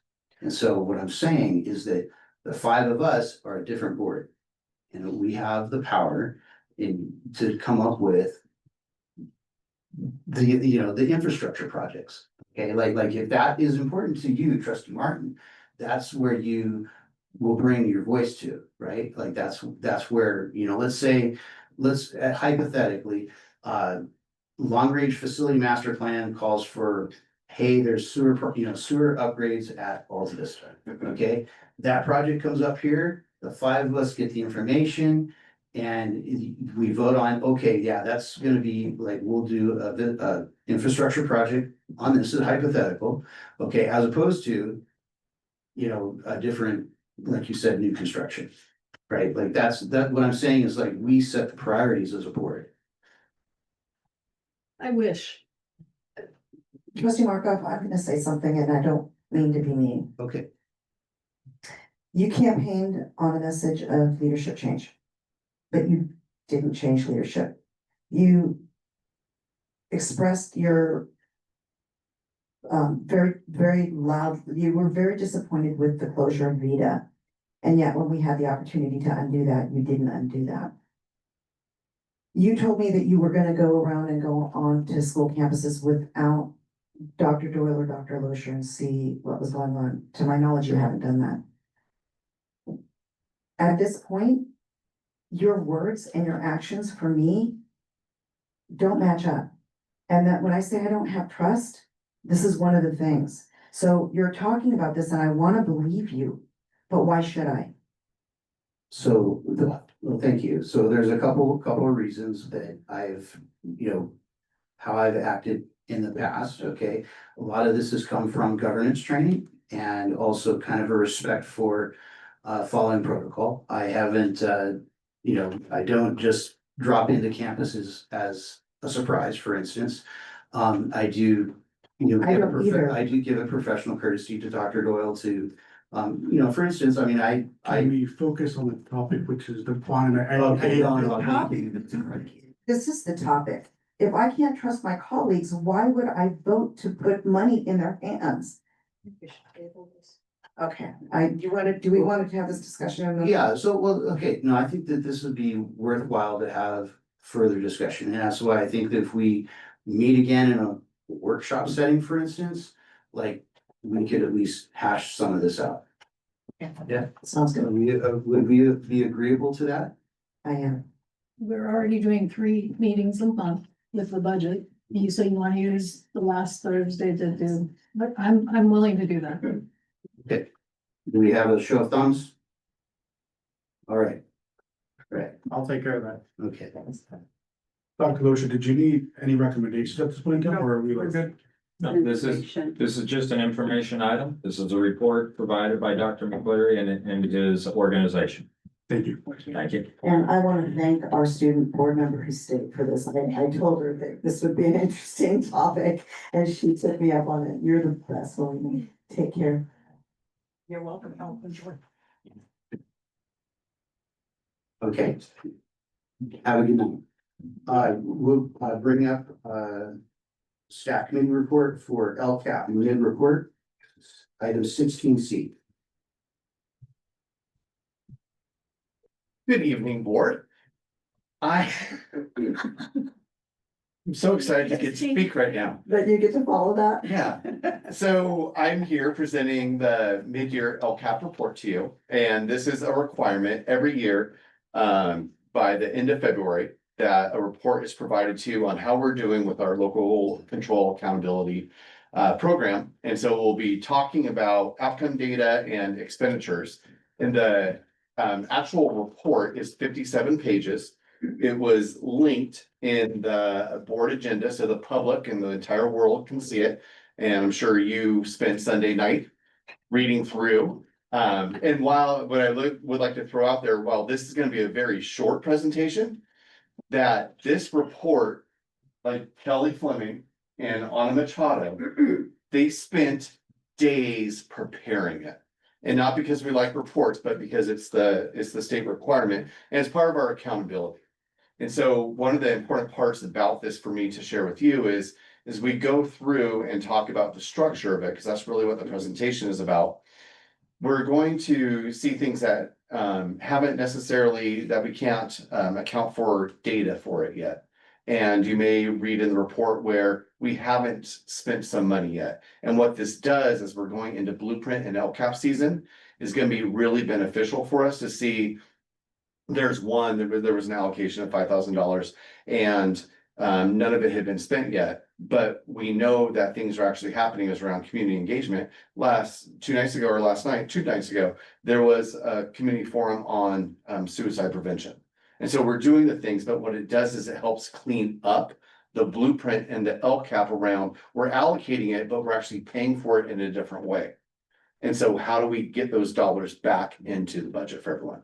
I'm sorry, Dr. I went a little bit off script, but you can go to the next slide. Thank you very much. So as you know, the LCAP cycle is a 3-year cycle, and we are currently in year 2. While we're providing the year 2 mid-year report, we are also beginning year 3 planning. And so board member Martin was at DPAC last night. We started laying a foundation. Principals had a forum for LCAP planning yesterday as well. So we're starting that. Next slide, please. Okay, we already talked about that. That was part of my off scriptness. One of the other things that we need to do is provide a budget overview update. And so we've talked about this many times, and you're aware that it's awkward that you have to vote on the LCAP and the blueprint prior to the state actually finalizing their budget. And so when I stood here last year and gave this very similar report, it was exciting because we actually had more money in the state budget than what we had planned on. Same thing happened this year. And so in the actual state budget, there was a higher allocation of ADA for TK than what we had planned on. And so we have about $1 million extra that are in our budget that we had not originally anticipated when we passed the LCAP, which is great news because just as easy as that is green for positive, it could have been red. And so these are good things that we like to see. Dr. Doyle, thank you. And so there's two big things that we need to look at. And of course, looking at it, I mean in this, but we're going to share just the foundation and overview. So when we talk about metrics, we're talking about student outcome data. And that is both academic, but also social emotional well-being. And there's 3 different categories that falls into. It's either not yet available because we haven't done it. So CAS scores, we don't do that till later in the spring. So there may be references to last year's because those are the metrics that we have. California Healthy Kids Survey, we haven't done that yet. LCAP is just about to get started. And so in progress and some things that are known, but with the data, not a lot of it is known. Next slide, please. But in lieu of that, what Mr. Post has been doing all fall and through the winter has been coming up here and providing presentations on data. The last one was on dashboard. And we're also providing to the public the data insight reports so that we can keep track of what we're doing, how we're going, different metrics. And there's a special board meeting. We just talked about special board meetings on February 26th, where the principals will be presenting to each of you about the PDSA cycles at their sites and what they're doing around our theme, Pulse of Possibility, and helping defeat generational poverty. Next slide, please. And so the other element that we look at is expenditures. And again, just like the outcome metrics, some might not be started, most are in progress, however. I would say I don't think any are actually completed. There is a difference. I compared last year's and this year, and last year's we were actually overspent at this point in some of the areas, and we don't have that happening this year, which is great. And as I alluded to, this is going to help as we start shaping the blueprint and the LCAP for you this year. When we see things like community engagement, $5,000, but we haven't spent any, we know what's happening. Where is that? So we can clean that up and give a better, cleaner version for you to approve and have discussion about, of course, previous to that in June. So this is what the report looks like for everyone out there in Zoom land that doesn't want to read 57 pages. The yellow or the pink rectangle, that helps show like there should be blank columns because we don't have answers to that yet. And what Kelly did when she put this together is she shaded for you in tan the mid-year items that we do have or where those would be going to help differentiate. So it's not just a lot of columns. And my friends, I like to report that that is your mid-year LCAP update as required by Senate Bill something. Are there any questions or discussions, things you want us to be thinking about? I guess the only thing I would say is even the final LCAP report, you've received a lot of the data already because Mr. Post has provided it to you. He says that we have to put it in this format. He just gives you a format that's easier to understand. Because he delivers. He delivers. The postman delivers. Okay, thank you. Thank you very much, Board. Okay, we'll move on to staff committee report for the ELD program update. Item 16B. It's not midnight. So It's only 9. I want to follow. Pretty good. It's actually not bad. Good evening, President Markov, Vice President Vargas, members of the school board. Superintendent Doyle. It's a pleasure to be here. My name is Rafael Lavide, Director of Multilingual Programs. I'm here to provide you an update on the progress of our English language learners in Vista Unified. This presentation, this updates an overview on EL data, ELD data, professional learning, and next steps as we continue to support the needs of our English language learners. We serve about 2,700 resilient English language learners in our district who come knowing language other than English. So it's important that we make sure that that we appreciate the efforts that they make to learn a second language.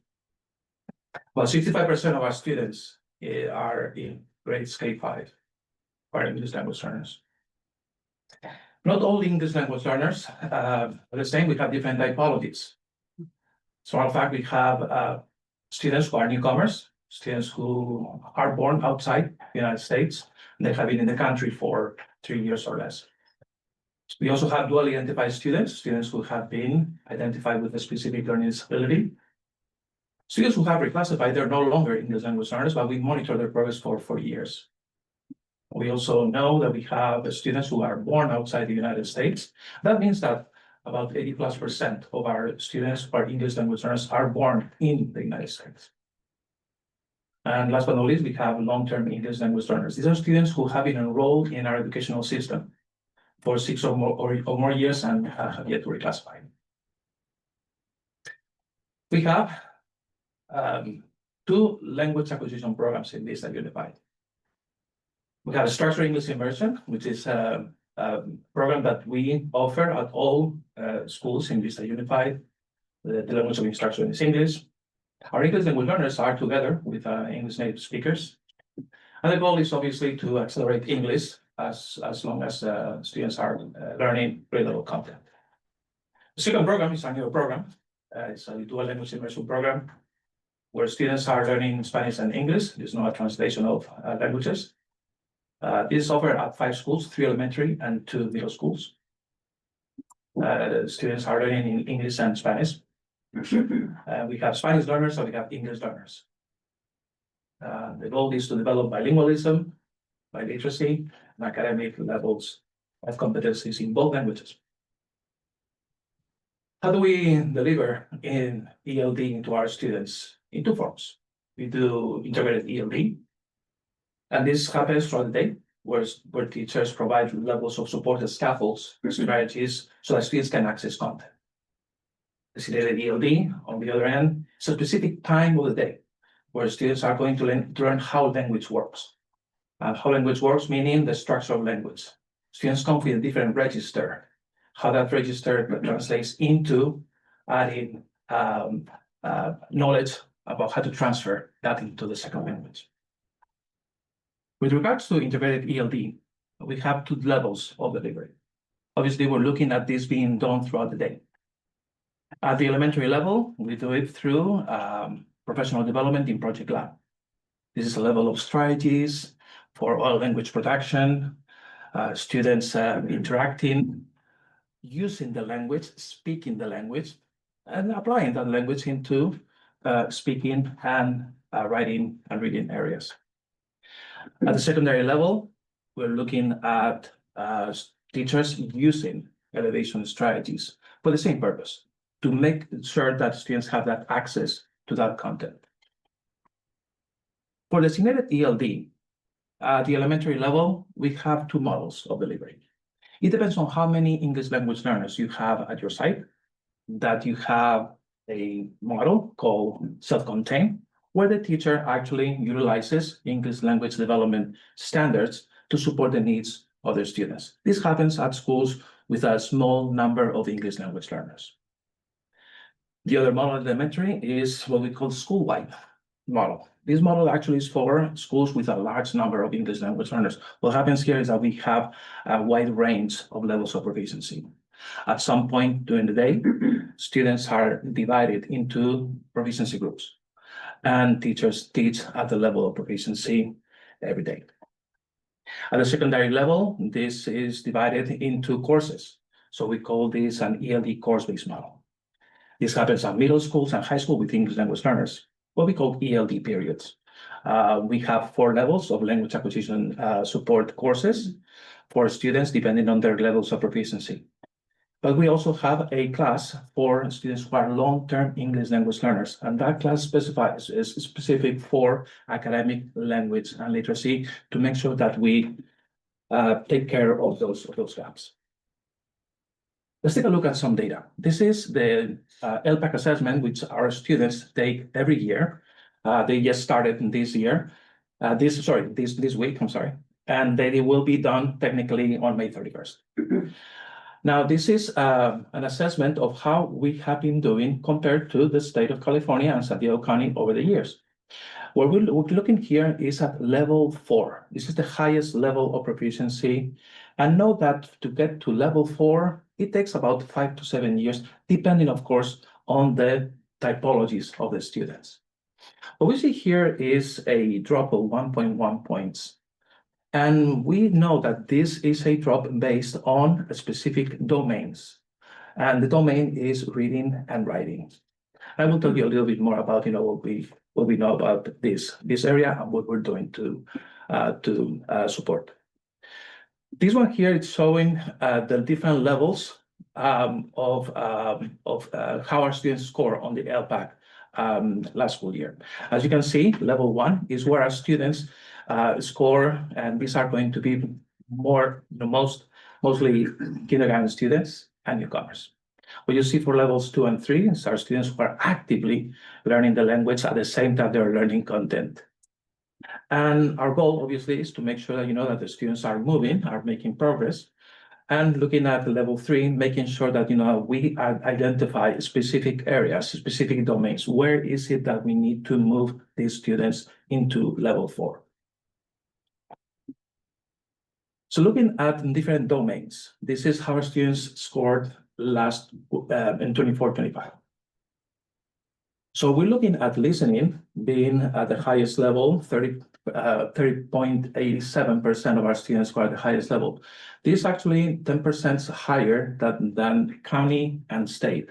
So we know that our students are doing very well in that area. And you can see that speaking, about 45% of our students, this is par with our county and our state. So we're looking at those 2 areas, being the strongest, and that's actually usually the case that students acquire listening and speaking proficiency before they transfer that into reading and writing. But it is in the area of reading and writing that we have seen a drop. And we identify, what is it that we need to continue to support our English language learners in that area. And we have good news to report. Steve Post reported in December that our students are making great improvements in academic areas, and this is based on the CASP assessment, which is on English language arts, math, science, and we have also seen graduation rate. Now, what we're looking here is that we're closing the gap. We're closing the gap with those numbers, which is the distance from standard. And our students, our English language learners and long-term English language learners are showing academic growth at higher rates than the USD overall. So this is actually something to celebrate. And I was able to share this as together with Steve Post at our last DLAC meeting. Let's talk about DLI programs. We have 5 schools currently offering dual language immersion to middle schools and 3 elementary schools. You can see our enrollment in DLI has increased dramatically from 52 when we started in 2018-19 to over 1,000 students currently. What you see, this number is a combination of both English learners and Spanish learners in those 5 schools. In terms of enrollment for our English language learners at those sites, we see that at Craven Elementary, our students, English language learners, heavily enroll into the DLI program, as well as in Hanalei, where we have the program up to 3rd grade. At Alamosa, with a lower number of English language learners, where about 40% of our English language learners enroll in DLI. dual language immersion. At the December meeting, trustee Alvarado requested information about Draven Elementary and how our English language learners are doing in terms of language acquisition and language proficiency. The big prize for our English language learners is to reclassify. And what we see here is that our students in the DLI program at Draven Elementary reclassify at a higher rate than the peers in the SEI program. And also compared to state data. So this is something also that we can celebrate for our students. So let's talk about professional development. And this is an area where we want to really continue to invest because we want to continue to make sure that our teachers of English language learners deliver the best strategies possible, the best supports possible for our English language learners. So we have been doing Project Lab at the elementary level, and we continue to train our teachers in areas of language acquisition, from oral language production to interaction to visuals to reading and writing routines. And for the secondary, we continue to offer professional development in innovation strategies. And this has to do with areas of academic discourse routines, language supports, aligned to content objectives. And not only that, but we continue to offer professional development, looking outside, and we have great partnerships with the San Diego County Office of Education.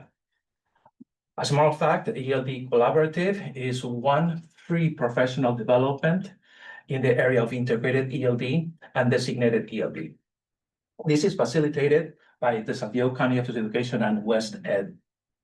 This is the year we're adding additional schools to this initiative. Last year, Rancho Buena Vista did this professional development with great results, as we observed on the LPAC results and also on the dashboard, as well as great feedback from their teachers.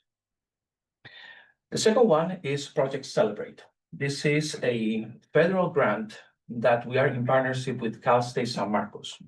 This is, again, free professional development for teachers in the dual language immersion programs. And this is facilitated at Cal State San Marcos on Saturdays. And this is provided by Cal State University professors. What are next steps? Obviously, we need to continue to focus on the progress of our English language learners by continuing to have professional development and support for our excellent team of ELD resource teachers. And for schools that do not have the level of support of ELD resource teachers, our multilingual center provides that level of support. We also are looking at many ideas here, and I'm just going to point out a revision of the EL master plan that the board approved in 2021. And this is a guiding document that gives us, the tools that we need to continue to provide services and supports for our schools. And it's important also to know that we are starting to add a third year of ELD support for newcomers in grade 6-12 as an additional level of support for language and literacy. And then, like I mentioned earlier, we have initiatives like the Wright Institute. Obviously, this is an important area for our English language learners in grade 6-12. We are looking at long-term EL network that we are doing with the San Diego County Office of Education, AVID for English language learners. And there's a few others, but I would like to highlight the summer school that we are starting to build for our students in K-12. And this is my report. Thank you very much for your attention, and I would be glad to answer any questions you may have. Thank you. All right, does anyone have questions? I do. No. Anybody else want to go? I do too, but, okay. I looked at the percentage of EL learners in Vista and how it's gone down to 12.91%. Do you believe that there's underreporting, or is it really that low? Because that seems very low for this community. Excellent question. I do not have any evidence of that, but I do know that there has been declining enrollment in general, and particularly for English language learners, and that might be one reason. And then, of course, with, you know, looking at the results of the LPAC, that writing was very difficult, and it's natural because that comes last. You got to be able to think it and say it before you can read it and write it. Is there some type of supplement to the ELD curriculum for benchmark that could really help our students kind of cross that hurdle of writing? It is very difficult, even for English only people, students, right? To be able to understand, you know, whether it's an opinion piece or a narrative or informative piece, how to better serve them that way. And I like the partnerships with the County Office of Education. I'm just thinking, I know sometimes I believe that the benchmark ELD is a little dry. So I'm just wondering if there's something else we can add to get our students over that writing hump. Or maybe you guys already have something, I don't know, for elementary. I'm speaking Elementary, okay. specifically to elementary because I know secondary has elevation. Is that what you guys have? Is that the curriculum Elevation. for secondary? Okay.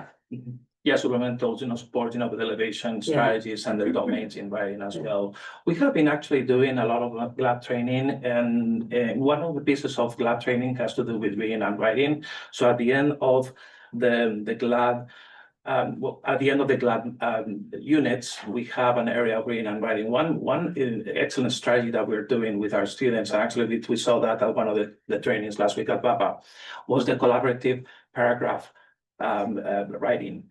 And that is one excellent strategy where actually students get to actually after they have been learning a whole unit on any topic related to science, etc., related to benchmark. The students actually get to write collaboratively a paragraph, and this is something that happened, for example, at the third grade level, and it was very powerful because students were actually engaged in the process of writing. It was not just the process of me just writing. It was a process that was collaborative with a lot of input from each other. It is a very powerful strategy that I would highly recommend. Our GLAD TOSA, Kat Dushemi, has been providing that level of support to different schools and grade levels. And so that would be one. One other thing that we have been doing, Trustee Alvarado, is we have been intentional in making sure that our teachers know exactly what it is on the assessment. So the LPAC practice test allows them to see what is it that they're asking students to write, what to write, and then of course, looking at the structure of language and grammar, vocabulary. So I would say that those two have been one in terms like a practice for students, and the other one for LPAC practice for the test. Sometimes what happens is that our students are not familiarized with the assessment. So our ELD resource teachers and other support staff, we have been actually talking to our families and teachers about this is what's on the test. This is a specific task that they are asking, and these are some activities and strategies that you can do. Yeah, and I'm happy with the GLAD strategies. I would not want to add more, but I know I just want to get those students over the hurdle so they can get reclassified and have more opportunities for classes. And the last, it's more like a comment. If there's anything fun happening when LPAC is being administered, can we find a way to work around that? Like we had a speaker speak about that. I mean, I don't know if it's anecdotal at one or two schools. Right, so they don't miss it. No, we don't want like them missing like something fun in the quad or something, you know. Thinking that they're missing something. fun. Yeah, for sure. It's an anecdotal thing. No, Okay, and that's all I have. Thank you. I really appreciate that comment about LPAC, and because going back to the report from our DLAC president on how important the assessment is and the conditions, optimal conditions, so that that we have students focus on the assessment and so forth. something that we need to see LPAC as not like a pass or fail or not passing the test. It's about, making progress, and anything that is progress, learning a target language or a second language is something to celebrate. So I agree with that statement. I really appreciate it. Thank you. I'm on slide 7. I'm looking at the elementary versus secondary, and secondary is 612. It's my understanding that GLAD has been introduced at 2 middle schools. I think they were Roosevelt and Madison. Right. Okay, so they're not using elevation strategies at the middle schools, only at the high schools. Would that be correct? I would say that is correct, but teachers have also been exposed, to elevation strategies. Your statement is correct. And are we going to keep the elevation at the high schools with those strategies, or are we planning on pushing GLAD into the high schools? We have been receiving great feedback from our high school colleagues on elevation strategies. So I do not see anything that we need to change when this is something that it is of value to our colleagues in high school. Okay, thank you very much. I You're welcome. appreciate that. Thank you. I think that's all I have. Thank you. For the DLA program, there's a concern about the lack of B-clad teachers back in the day. I'm sorry. The lack of B-clad teachers. Where are we at with that? Are we having trouble recruiting as we continue to expand? Well, I would say on the contrary, we actually have been very successful replacing teachers in the DLI program who retired this past school year, and we have added a total of, correct me if I'm wrong, but I think it is about 12 new DLI teachers between the middle school and the elementary schools. Great. I was able to train them on Spanish literacy this past month, and I had to say that many come from Casi San Marcos, very well prepared, and we have not had any shortage or any issues. As a matter of fact, we had a good group of candidates that our principals were able to hire. We're attracting them from other districts as well. Mhm. That's wonderful to hear. Yes. The other question is around professional development. There was like an issue about CABE. Has that been resolved? That has been resolved, yes, absolutely, yes. Okay, So great. we have all 5 schools going with different teams to CABE.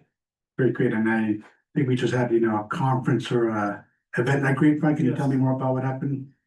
Also, of course, yeah. So this is the second year in a row that the Dual Language Immersion Conference from San Diego County has offered a visit to model schools, and they are chosen, among many schools in the county that offered the Dual Language Immersion Program. The second year in a row that Grapevine was selected as a visiting school. So a couple of weeks ago, we had the opportunity to see teachers from all over the county visiting the classrooms at Grapevine Elementary, and it was a really great event. As a matter of fact, as part of that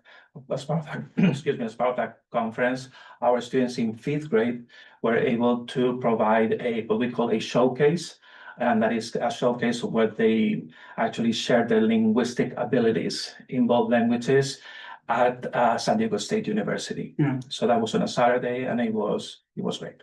It was a multi-day event. I attended the kickoff of the event, which was at Grapevine itself. That was Absolutely. the day 1. Day 2, they actually went down to They the went down conference. to the conference. And presented at the conference. So it was impressive. What was most impressive is how many other districts are coming to Vista to learn from us. The room was full. I was like, wow, there's a lot of different districts here. And what is unique is that this is the second year in a row that they selected Grapevine to be. Great.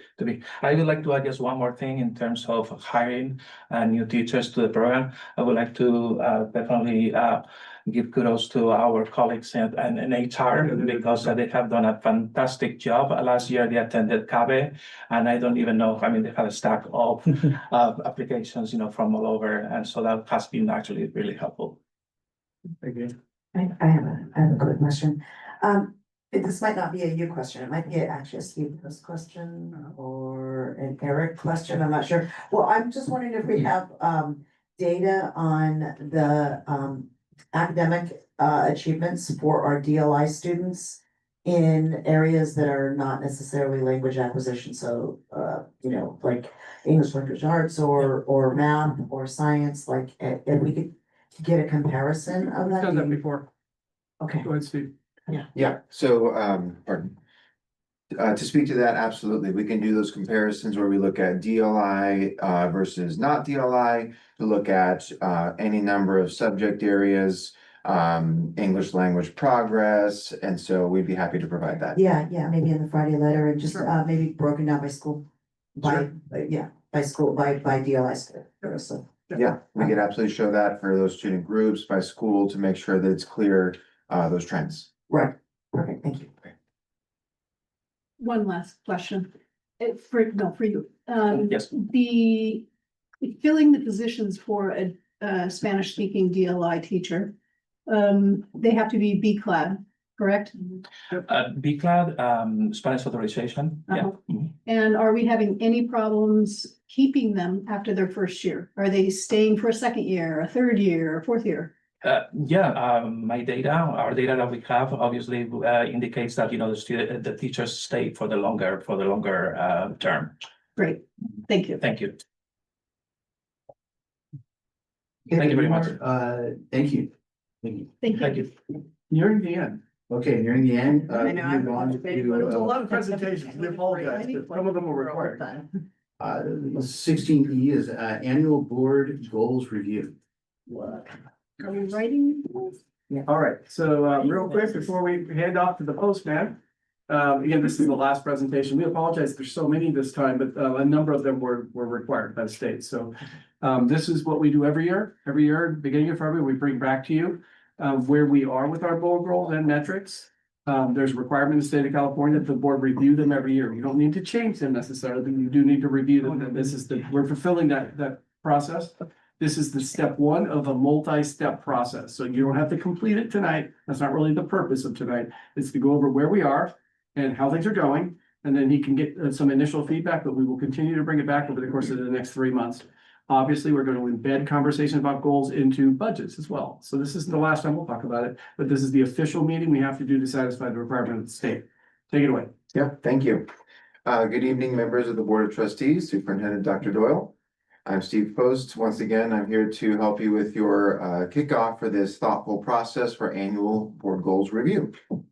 All right, so we are here to look at the board goals, and our purpose is to collaboratively establish an aligned set of goals and measures, and we're really looking at student learning outcomes. So to help us with this process, I'm going to look through a timeline for us, recent revisions from our goals that we worked on last year, our alignment of our goals and our metrics to a variety of different layers, look at our metrics in progress that I've already reported on, but show those summarized together, and then we'll have an opportunity for discussion and feedback. So here's a summary of the timeline that we are looking at for this year, for this process. Here we are on February 5th at the kickoff, and we're going to look at the purpose and the rationale for the goals and some preliminary ideas. Next week, we have a special board meeting workshop, a budget workshop with the lens of the LCAP and the goals as a lens to look at that budget development as well. So that's that theme for that special board meeting next week. Along the way, potentially another date to be determined, we could do another revision, bring back some ideas, talk about it again. And then ultimately, we're looking at our April regular board meeting to have this wrapped up so that we can inform our LCAP, as these two definitely work together to make sure that we can keep our LCAP development process on track. So let's quickly look at a little bit of background and provide some context to look at what these goals are all about. So just as a reminder for goal setting, research shows that we want to have a small set of goals to help focus, to track them effectively, and to really monitor that. So that's what we have done here in our district, and that's what we have seen as effective throughout school improvement processes. So we've used a theory of action format for some of our goals recently, and this is really employee facing that really talks about if we, the employees, the staff, the district staff, do X, Y, and Z as our actions, these would be the outcomes that we would expect. These would be the benefits that we would expect, the long-term impacts on student learning or behavior. We have used these in recent years in our goals, and they help us to say, these are our actions, these are the outcomes, tracking this, and this is part of the PDSA Plan, Do, Study, Act cycle that we use for school improvement. So here were the recent board goals in the past couple of years with that theory of action version. And you can see that they are listed as if-then statements. If we do this, if we focus on implementation of the systems and adults portraits, then we will create. And so you can see there's the three goals and they have the three themes listed and underlined there, which are aligned to the three state priorities. So that's where we came from. But last year we made some revisions to these. I presented these and you gave me some real good feedback that we implemented. So last year, almost a year ago to the day, we had this kickoff presentation and you provided me with the feedback that number one, we want to make sure that the goal statements are easy to understand and they're clear, specifically to everybody in the public who might not be speaking all the same language that our teachers have for that terminology. And the second key thing that we heard was the idea to create success indicators with specific targets, specific annual growth targets to really say, this is what we're shooting for, this is our goal, and this is the metric. And we did use those, and here's what we have today. So this is a snapshot of our current board goals. This is goal number one. And this shows, for example, in the orange box at the top, the simple outward facing parent friendly language for goal one. It's the same as the theory of action purpose. The purpose of these two statements are the same, but they're written in slightly different ways for slightly different audiences. And then on the right side in the purple box, you can see that there's the specific targets. We said, these are the success metrics. These are the actual targets that we're shooting for this annual growth. And that is what we set very specifically for all of these. And I think it was a great set of improvements. So then we have board goal two, again, showing that this one specifically has student engagement as the theme. We have that orange box at the top. And these statements in the top were not made up. They were actually just pulling a previous version of the same goal with the same theme in order to show them in two different ways to make sure we could have clarity. And you can see that we had specific targets for each of the metrics on each of the goals. And then goal three, same thing. And goal three is all about the rigorous learning opportunities and the student outcomes. And we made a lot of metrics there. Goal three has a lot of metrics. So many, I can't fit them all on any one slide, but we'll go through those that we have available tonight. Okay, so now let's talk about alignment. I'll quickly go through a few layers of alignment on why our goals are aligned to many things that are overlapping within our work. So first off, we have our framework for the future. These are the district statements, our vision statements, our portraits, our values. These are the things that our community and our staff have said that we are really striving for. And the language of these, the vision and the portraits, is written right in the goals. You can find it word for word. Words like collaboration, problem solver, systems portrait, they're all written right into the goals. From the state level, the LCFF local control funding formula state priorities written right into the goals. We have three goals, we have three state priorities, and they hit these three big categories: conditions of learning, student engagement, and our student outcomes, the rigorous learning and the outcomes for our students. So we're being efficient here. These are goals that we have to hit for the state. We're required to do so, and we've done a nice job to fold them into our own board goals so that we are doing this efficiently. We may as well do these. If we are held accountable by the state, we have to be aligned. Then looking at the LCAP cycle from a budget lens, we're also aligned here. Remember, our LCAP is our 3-year cycle with the goals, actions, and services. We have those same goals aligned. We have the services aligned to hit these goals. This is where we address these priorities. And as a reminder, we're in the middle of this LCAP cycle. We're in year 2, going into year 3. And so we have this plan written and formulated around these board goals. So we have it overlapping so that we can use this system to take our funding and place it towards these goals and priorities. Another layer is the whole student approach. MTSS, multi-tiered systems of support, looking at academic, behavioral, and social emotional. I'm proud to say that our goals are broad. We're looking at many different things, not just any one piece of these, not just academic, but the whole child. And we've written in these as aligned with the LCAP and MTSS as well. And then one more layer of alignment, the dashboard, state accountability. We've used the metrics and the growth targets, they're the same. There's actually 11 times in these goals, these growth targets, where it's the exact same as the amount of growth that the dashboard indicates as statistically significant to say you've grown from one year to the next. So we are very aligned with these public accountability measures that we are going to present to the public.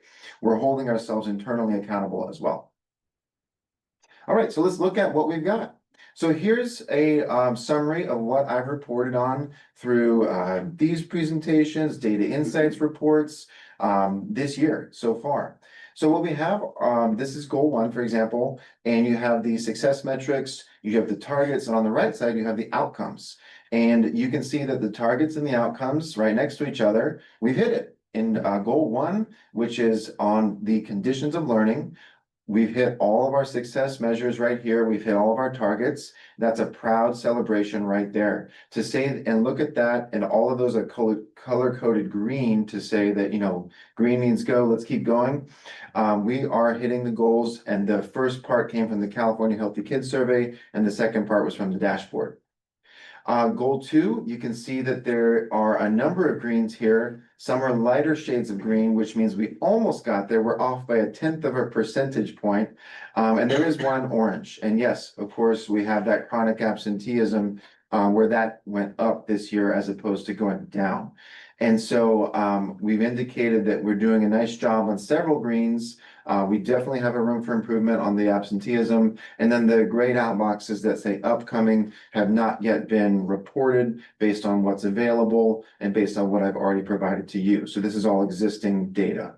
So I just want to add about the plus 2.8 chronic absenteeism. While we can't correlate it completely, there were some incidents that happened in January to June last year, I think we all know, with regard to immigration, that likely could have had an impact on that. We were not the only district that suffered from this. So again, probably not the only factor. It's not an excuse, but potentially could have had an influence on it. Yeah, some context to remember. Absolutely.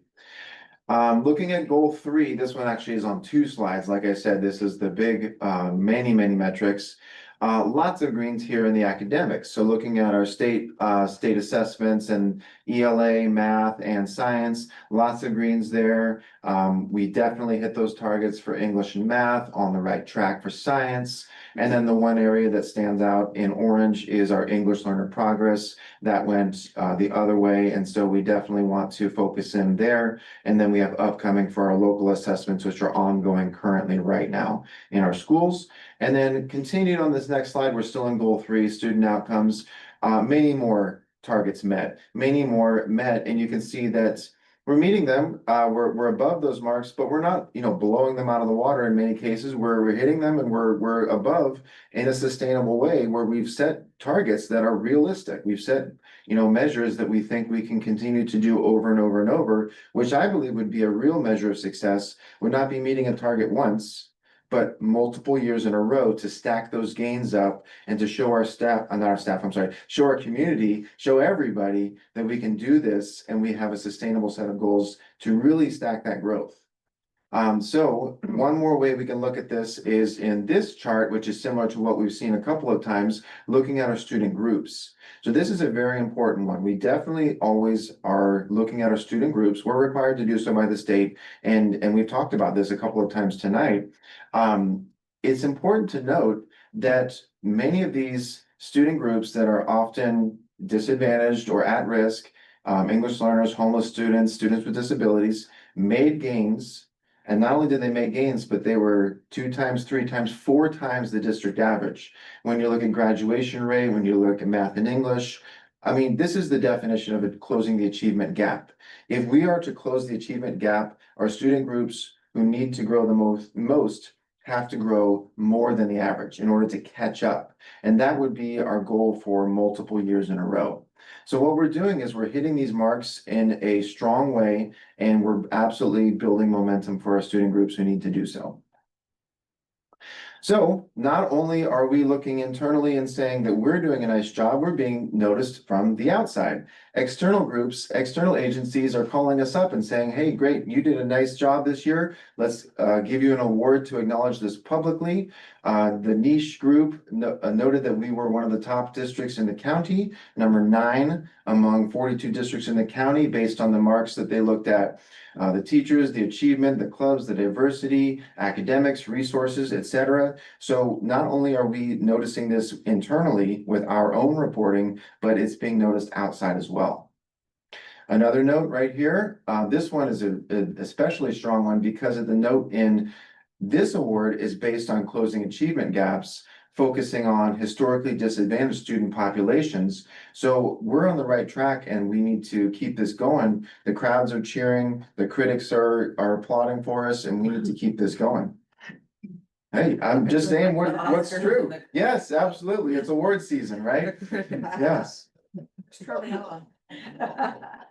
All right, so with all that said, with our progress and our momentum, our recommendation is to keep on with our current goals. The recommendation is to continue with our current goals and our aligned metrics. We've got progress, we've got momentum, we are moving in the right direction. We've proven that it's sustainable, it's doable. And if the script is working and the movies are getting awards and we're on our way, let's keep doing what works. Let's keep it going.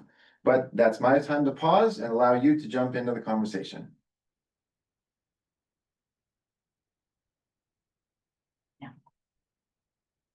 Okay, take it away. All right, okay. So, I appreciate what you're saying about the goals and that we haven't seen it. And it's really great news and I love this. I don't want to curtail the momentum.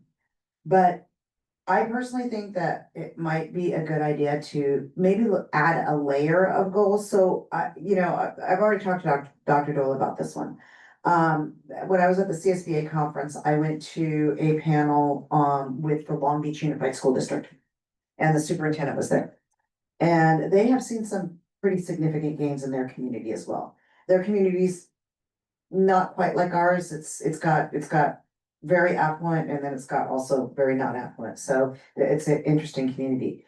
But here, let me read their goals to you. And these are the Board of Education goals. So that might be a little bit different than the goals that staff needs to achieve it. I'm not sure. But okay, so reading proficient, goal 1 is reading proficiency. The percentage of grade 3 students who meet or exceed grade level standards on the state English language arts SBAC assessment will grow from 48% in June 2023 to 70% by June 2028. It's a daunting, the superintendent said it was an audacious goal.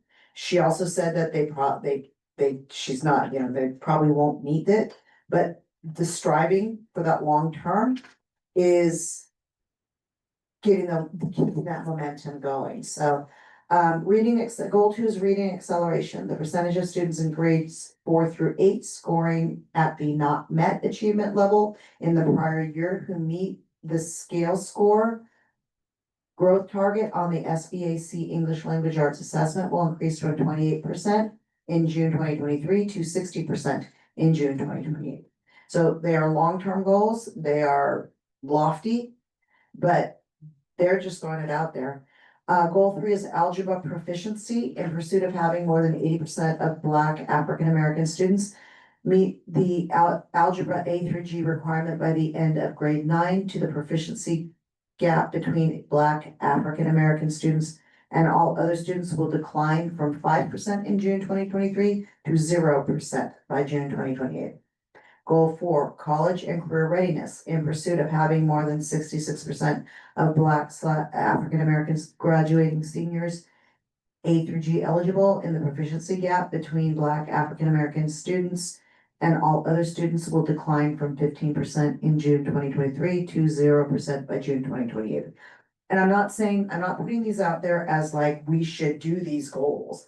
I'm giving an example of where they have a significant portion of Black African American students. We have Latino students, so we have, maybe socioeconomically disadvantaged students. We can play with this, but my point being that the goals are long-term. They're not just from one year to the next, or sort of like 3 year, there's a procedure there.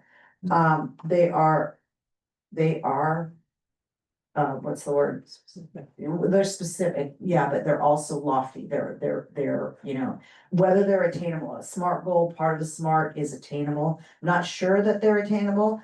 And I'm not saying that we necessarily need to get the unattainable, but maybe if we talk about, doing it this way, we could keep that momentum going, because then there's a long-term progress and knowing exactly where we want to end up. So I wanted to throw that out there because I thought that's right up my alley. And I've said this before about SMART goals. SMART, anybody that knows it, say it with me. SMART is specific, measurable, attainable, relevant, and timely. And that's what these goals are, all SMART goals. And so that's sort of what I would like to see for goals. They could pretty much be, I guess, very similar to what we have, but if we word them in a way where they're smart, like they're like that, I think that's gonna go a long way for us on the board, knowing where we're going. And for our, lay people, you did a great job of rewording the existing goals, but I would like to see those goals go a little bit more, even more layperson, if that's, and maybe all it takes is just a kind of an objective above each one of those that is listed as a SMART goal. Does that make sense? Like, here, let me go back and pull one up. Back there, where we have the goal as, I'm going back to, okay, so. Yeah, let's see, where was it? Keep going back. Yeah, here we go. So we'll, like goal 3, our students will demonstrate improved achievement outcomes that close the achievement gap. Instead of that, maybe just say our students will, score, we'll see, relevant growth is a certain amount of growth by a certain year, in certain, so something like that. I would, that's my thinking on it, so, Yeah. I have a response to the Long Beach topics, Sure. if that pleases the board. So Dr. Doyle introduced your ideas about Long Beach. I looked into this as well because this is a really interesting one. And I would say I have some kudos for them and some critiques as Right. well. So my kudos to them is the specificity. My kudos to them is they're setting lofty goals. I would agree on those. The way they've written them actually is, and I like the term they use, audacious goals. I think that's pretty cool.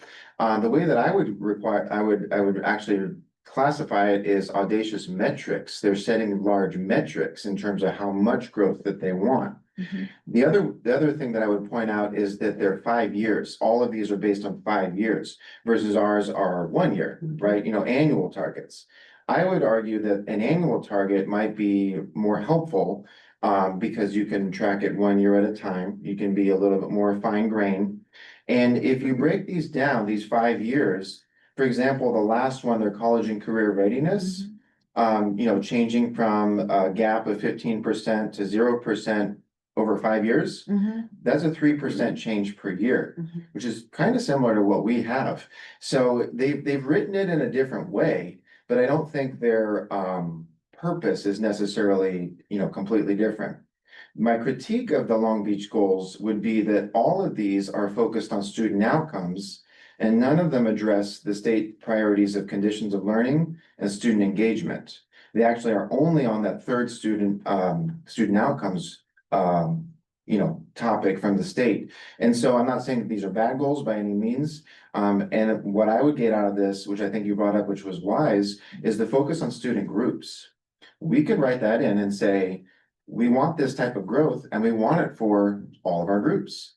And we want to, make sure that everybody's growing. Like I pointed out this year with, those charts to say we're all growing and we're gonna pay attention to the student groups. That might be one way to get specific. And I think that that's something you're pointing at. Right, right, and that is very much what I'm pointing out, and I like what you're saying, I agree, but I also think that this could be an additional layer. Like, we could still keep most of the same goals, but if we had, some sort of specific layer that is, I always go back to my career, and we used to do proposals that were objective, strategy, tactic.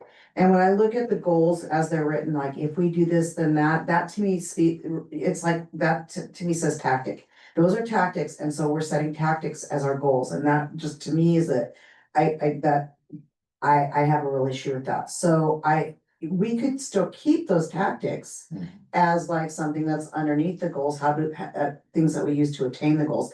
But I just don't like the way I don't like that whole thing. But I appreciate what you're saying about the state metrics and stuff. And we could probably work together to come up with some specific, measurable, attainable, relevant, timely goals that meet that too. But so that's where I'm at. So I don't know how my colleagues feel about any of that.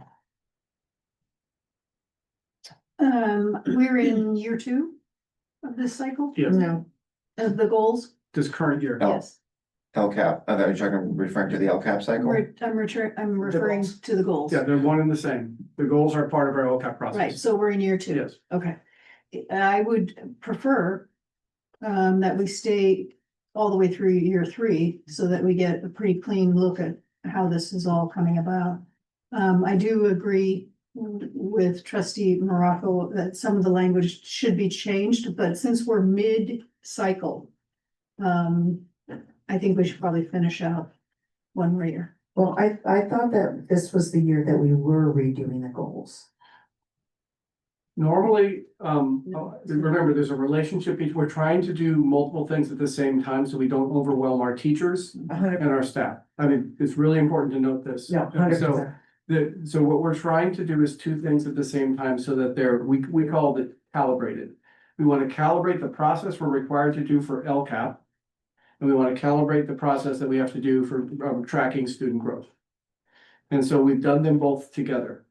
So the answer is, based on the structure we did, where we're doing them both, we're braiding them together, we're in year 2. And having been a teacher, not quite as long as trustee Martin, you don't want to change a goal in a teacher who's like already starting to think about planning for next fall, by the way, in midstream. So you would normally but what we can do is telegraph the fact that we're going to make some adjustments for the second round, which would start planning this time next year.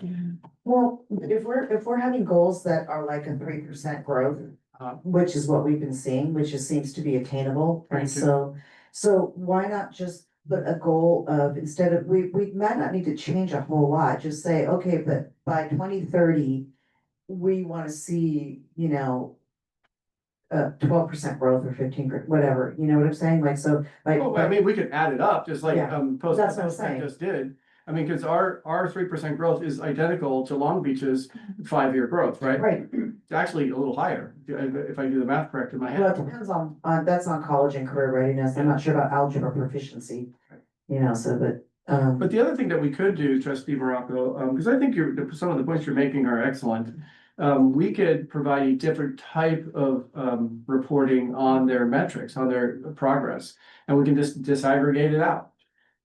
So we've given you one chart today, but we can give you a much more specific level of disaggregation. Now, for us, the student subgroups would be different than Long Beach, right? English learners is 100%. the subgroup for us. Right. Obviously, students with disabilities is the subgroup for us. And then, of course, Duly identified. duly identified as the subgroup. Right. And so I think maybe that's how we can let you know, similar to Long Beach, how our kids are doing and whether they're meeting these metrics or not. Well, I'm more interested in the actual specificity of it, and I think that, and I get what you're saying, and far be it for me, I don't want to make, undue extra work when it's not necessary for anyone. But I almost think that if we were to add a number, just take the goals that we have now and let's just add the number, like we want to see, like I said, like, you know, make it a long-term goal, like, okay, these are the interim, short-term goals for 1 year, but our long-term goal is here. And I think even if we just did that, I can't speak for everybody, I know that for me. Good feedback, though. I mean, I mean, for me, when I have a goal, if I have a goal in sight and then I break it down to smaller, like, I can run a marathon. I used to be able to, I can't anymore, but like, that's how I would run half marathons or I do triathlons was, you know, I just, it was a goal. It's a goal. And so I think that if we do things like that and, you know, with the eye that we want something bigger. I understand your point. Yeah, so that's kind of what that's maybe all I'm trying to say is maybe we just put a long-term goal in conjunction with this and then we can rewrite the goals another time later on. Sounds good. Other thoughts or feedback? Yeah, for me, I like the yearly goals, and this is why, cause part of me, like, as board members, like, you know, there's, you know, one-term board members, there's two-term board members. But at the end of the day, like, if it's, you know, a two-term and we're doing 5 years, like, you know, they may be able to see it once, maybe twice. And then when it comes to like the superintendent, you know, the average superintendent is here around 3 years. And I think, you know, the leadership definitely impacts, you know, the priorities and investments and the budget and how it is ultimately adopted alongside the board. And so the yearly does give us that data, like, you know, progress over time. I'm open to looking at long-term goals as a column year, but the yearly is, you know, I think, you know, critical, seeing it as a board member. And I'm not saying to get rid of the annual goals. In fact, I hope that's not the way it came off, because that's not what I'm saying. I'm saying, let's keep the annual goals, but let's also tie it to a long-term goal. So if we keep an annual goal of 3%, but then have and maybe give a little bit of breathing room. So, okay, so we have a long-term goal of 3%, we set a 5-year goal. Instead of 15%, we set it at like, you know, 13%, so that it means it's attainable. That's an important part of it. Other thoughts? I do. I like the year-to-year goal because there's a lot of our staff invested in professional development to try to work towards those goals. Not just, you know, on time that we require them to participate, but also on their own time. So, maybe adjusting it is not the best for teachers who do that. Also, I know that at the schools that have higher needs and more unduplicated students, we have the school side council that's in charge of the student school plan for achievement. We have, the annual progress report for community schools that have high numbers, and they're reporting on their goals that they set as a campus. And I wonder if those types of goals might be included in any of those specific goals at those school sites that they might already have a focus on, because they look at their subgroups that are not doing as well as we would want them to from the standard. So I'm just wondering if that's already been addressed, or has it been addressed at any of those school sites in those two plans? And if there's other plans that schools are required to do, let me know besides those two, where the school site is setting goals based on their data. Because I don't know if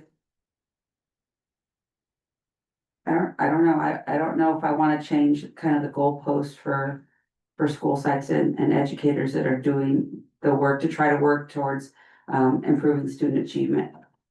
Yeah, to speak to that, I think you're onto something that's accurate in that the staff have been, you know, trained, focusing on these types of conditions of learning, student engagement, student outcomes. We've been working towards this for years. We use our MTSS systems, our PBIS systems, our academic focus, our PDSA cycles for academic improvements. Quite literally, we have thousands of staff members all moving in the same direction, and that's how we're getting to these results.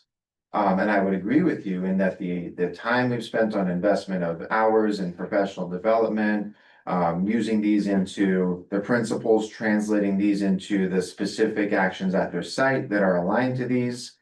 you'll hear about these in the board workshops in just a couple of weeks when we have our principals come and speak with you. You'll hear these things echoed throughout specifically student engagement and the student outcomes. You'll hear those echoed over and over. So I would agree with you in that the staff have been aligned and we've been working on this for multiple years now. So a change in direction or moving the goalposts are good ways to look at it in that it could slow progress or it could even perhaps be overwhelming in that, hey, we've been doing our thing, we've been hitting our goals, but now it's a little bit different. How does that make me feel as a teacher? You know, is this still the same game? Even though I've been winning at this game, now it's something new. I personally like the annual 3% growth and whatever the metric is.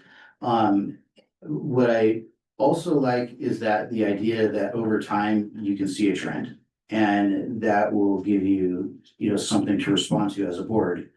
If you're not hitting, let's say you set a goal of 3% year after year, but you're hitting 2.5, 2.5, 2.5, then that's something we can look at as to ask maybe why, or if at some point we were hitting a metric consistently, and then for some reason it begins to decline, it would give us an indicator to like, hey, we should look at this.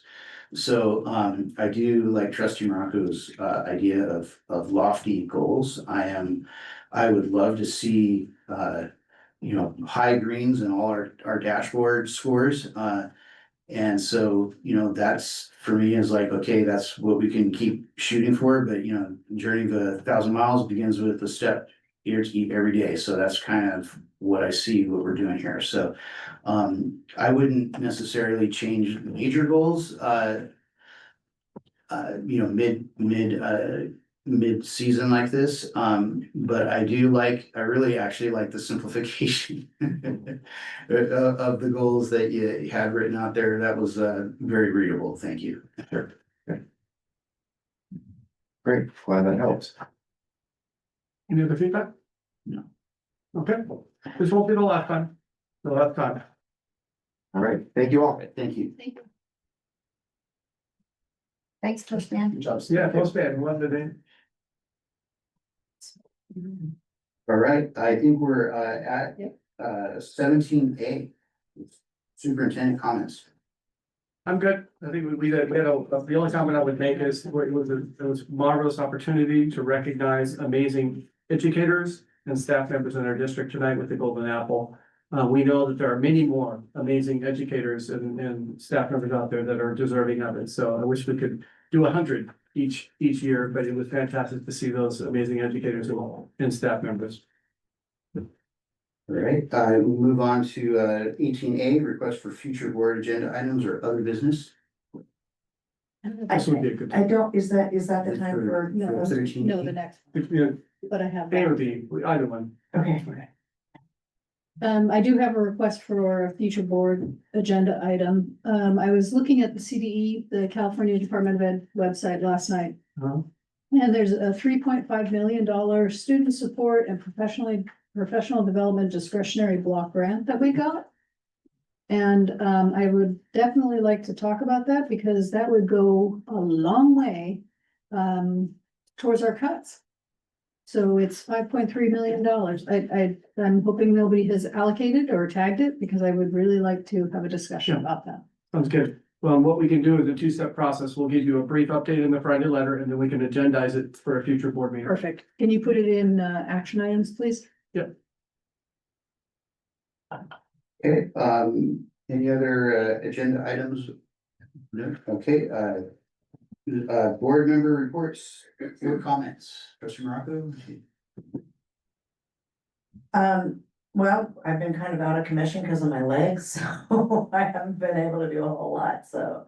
I think before this happened, I think I did go to, I did go to the construction meeting. I think I did that. Anyway, so. You did. I think I did. I think it was before the leg though. It was before because you walked the site. Well, I'm not sure if that was before the last meeting though. no, yeah, is it, or prejudice, yeah. Anyway, so no, I'm good. I'll skip report. I just want to go back to my comment on 13E regarding the Vista Magnet Middle School relocatable building. When it was originally brought to us, it was about 300,000. I'm gonna have to round it off because I don't remember what it was. And then just a few months ago, we were adding another 130, I think it was 134,000 because of drainage. And now we've added another 200 and plus thousand. Did this all come up? Did we know that it was going to be that much in the beginning? I know you can't answer because I'm just. Well, we will answer in the Friday letter. Okay, because it concerns me that if we go and buy a portable, maybe that's not all it's gonna cost, because that $300,000 portable is just doubled in price. And I don't know why they just couldn't find it in the classroom. So that's my comment on that. We'll follow up. Thank you. Trustee Alvarado? Happy because I've been out of commission too. I have physical therapy twice a week, so. Between that and our meetings every week, I haven't really had a lot to do. I did give a class at Orange Glen Elementary about screen-based childhood for TKK and first grade parents based on the book The Anxious Generation, which took me a long time to do because we did it based on his book, but we made the slides and then we translated them to Spanish, and one of my colleagues gave the English and I gave the Spanish, but that was really good. And I used the presentation that you, Dr. Shigela, and Ms. Perez created as kind of like a starting point. And I think you asked me to share it with you, so I'll share it with you. But I thought that it was very well received. The parents really didn't have the information that they need to know. And I don't know if we can get more specific information out to our families with the current data that the book discusses. Well, so it's a little on your point, but on the LCAP family survey and in the staff one, we did add some questions about screen time and AI to dipstick our community about those two topics. But yeah, it's been so busy. It's been busy for me in my job and with the way I'm feeling with my health. So I'm kind of chuckling because I feel like we might need a physical therapist or something in here. So I wanted to help us out during our 5-minute breaks, but anyways, we need nursemaids and some Bengay, so, but that's all I know. Trustee Vargas? That was good for now. All right, I just would like to report out that I did have a meeting with Jeff Fox and the city manager about potential collaborative projects that we could do with the district. I'd just like to report that he was interested and he was gonna also chat with, his counterparts, I guess. And so that's kind of where that's at. And I feel like it was, that it was a positive response. So that was good. Yeah, and I know you mentioned that you wanted that when we do the workshop on the bond, you wanted to add that as a topic. Yeah, right. And I think that if we can, come back with a list of projects that might be, dual use, that might be a good thing for us to talk about in the future. And piggybacking off that, I wanted to remind you about the putting on the agenda, I guess for next month for discussing the use of the all properties. All right, I think it is time for adjournment. It is 10:20 and meeting is adjourned.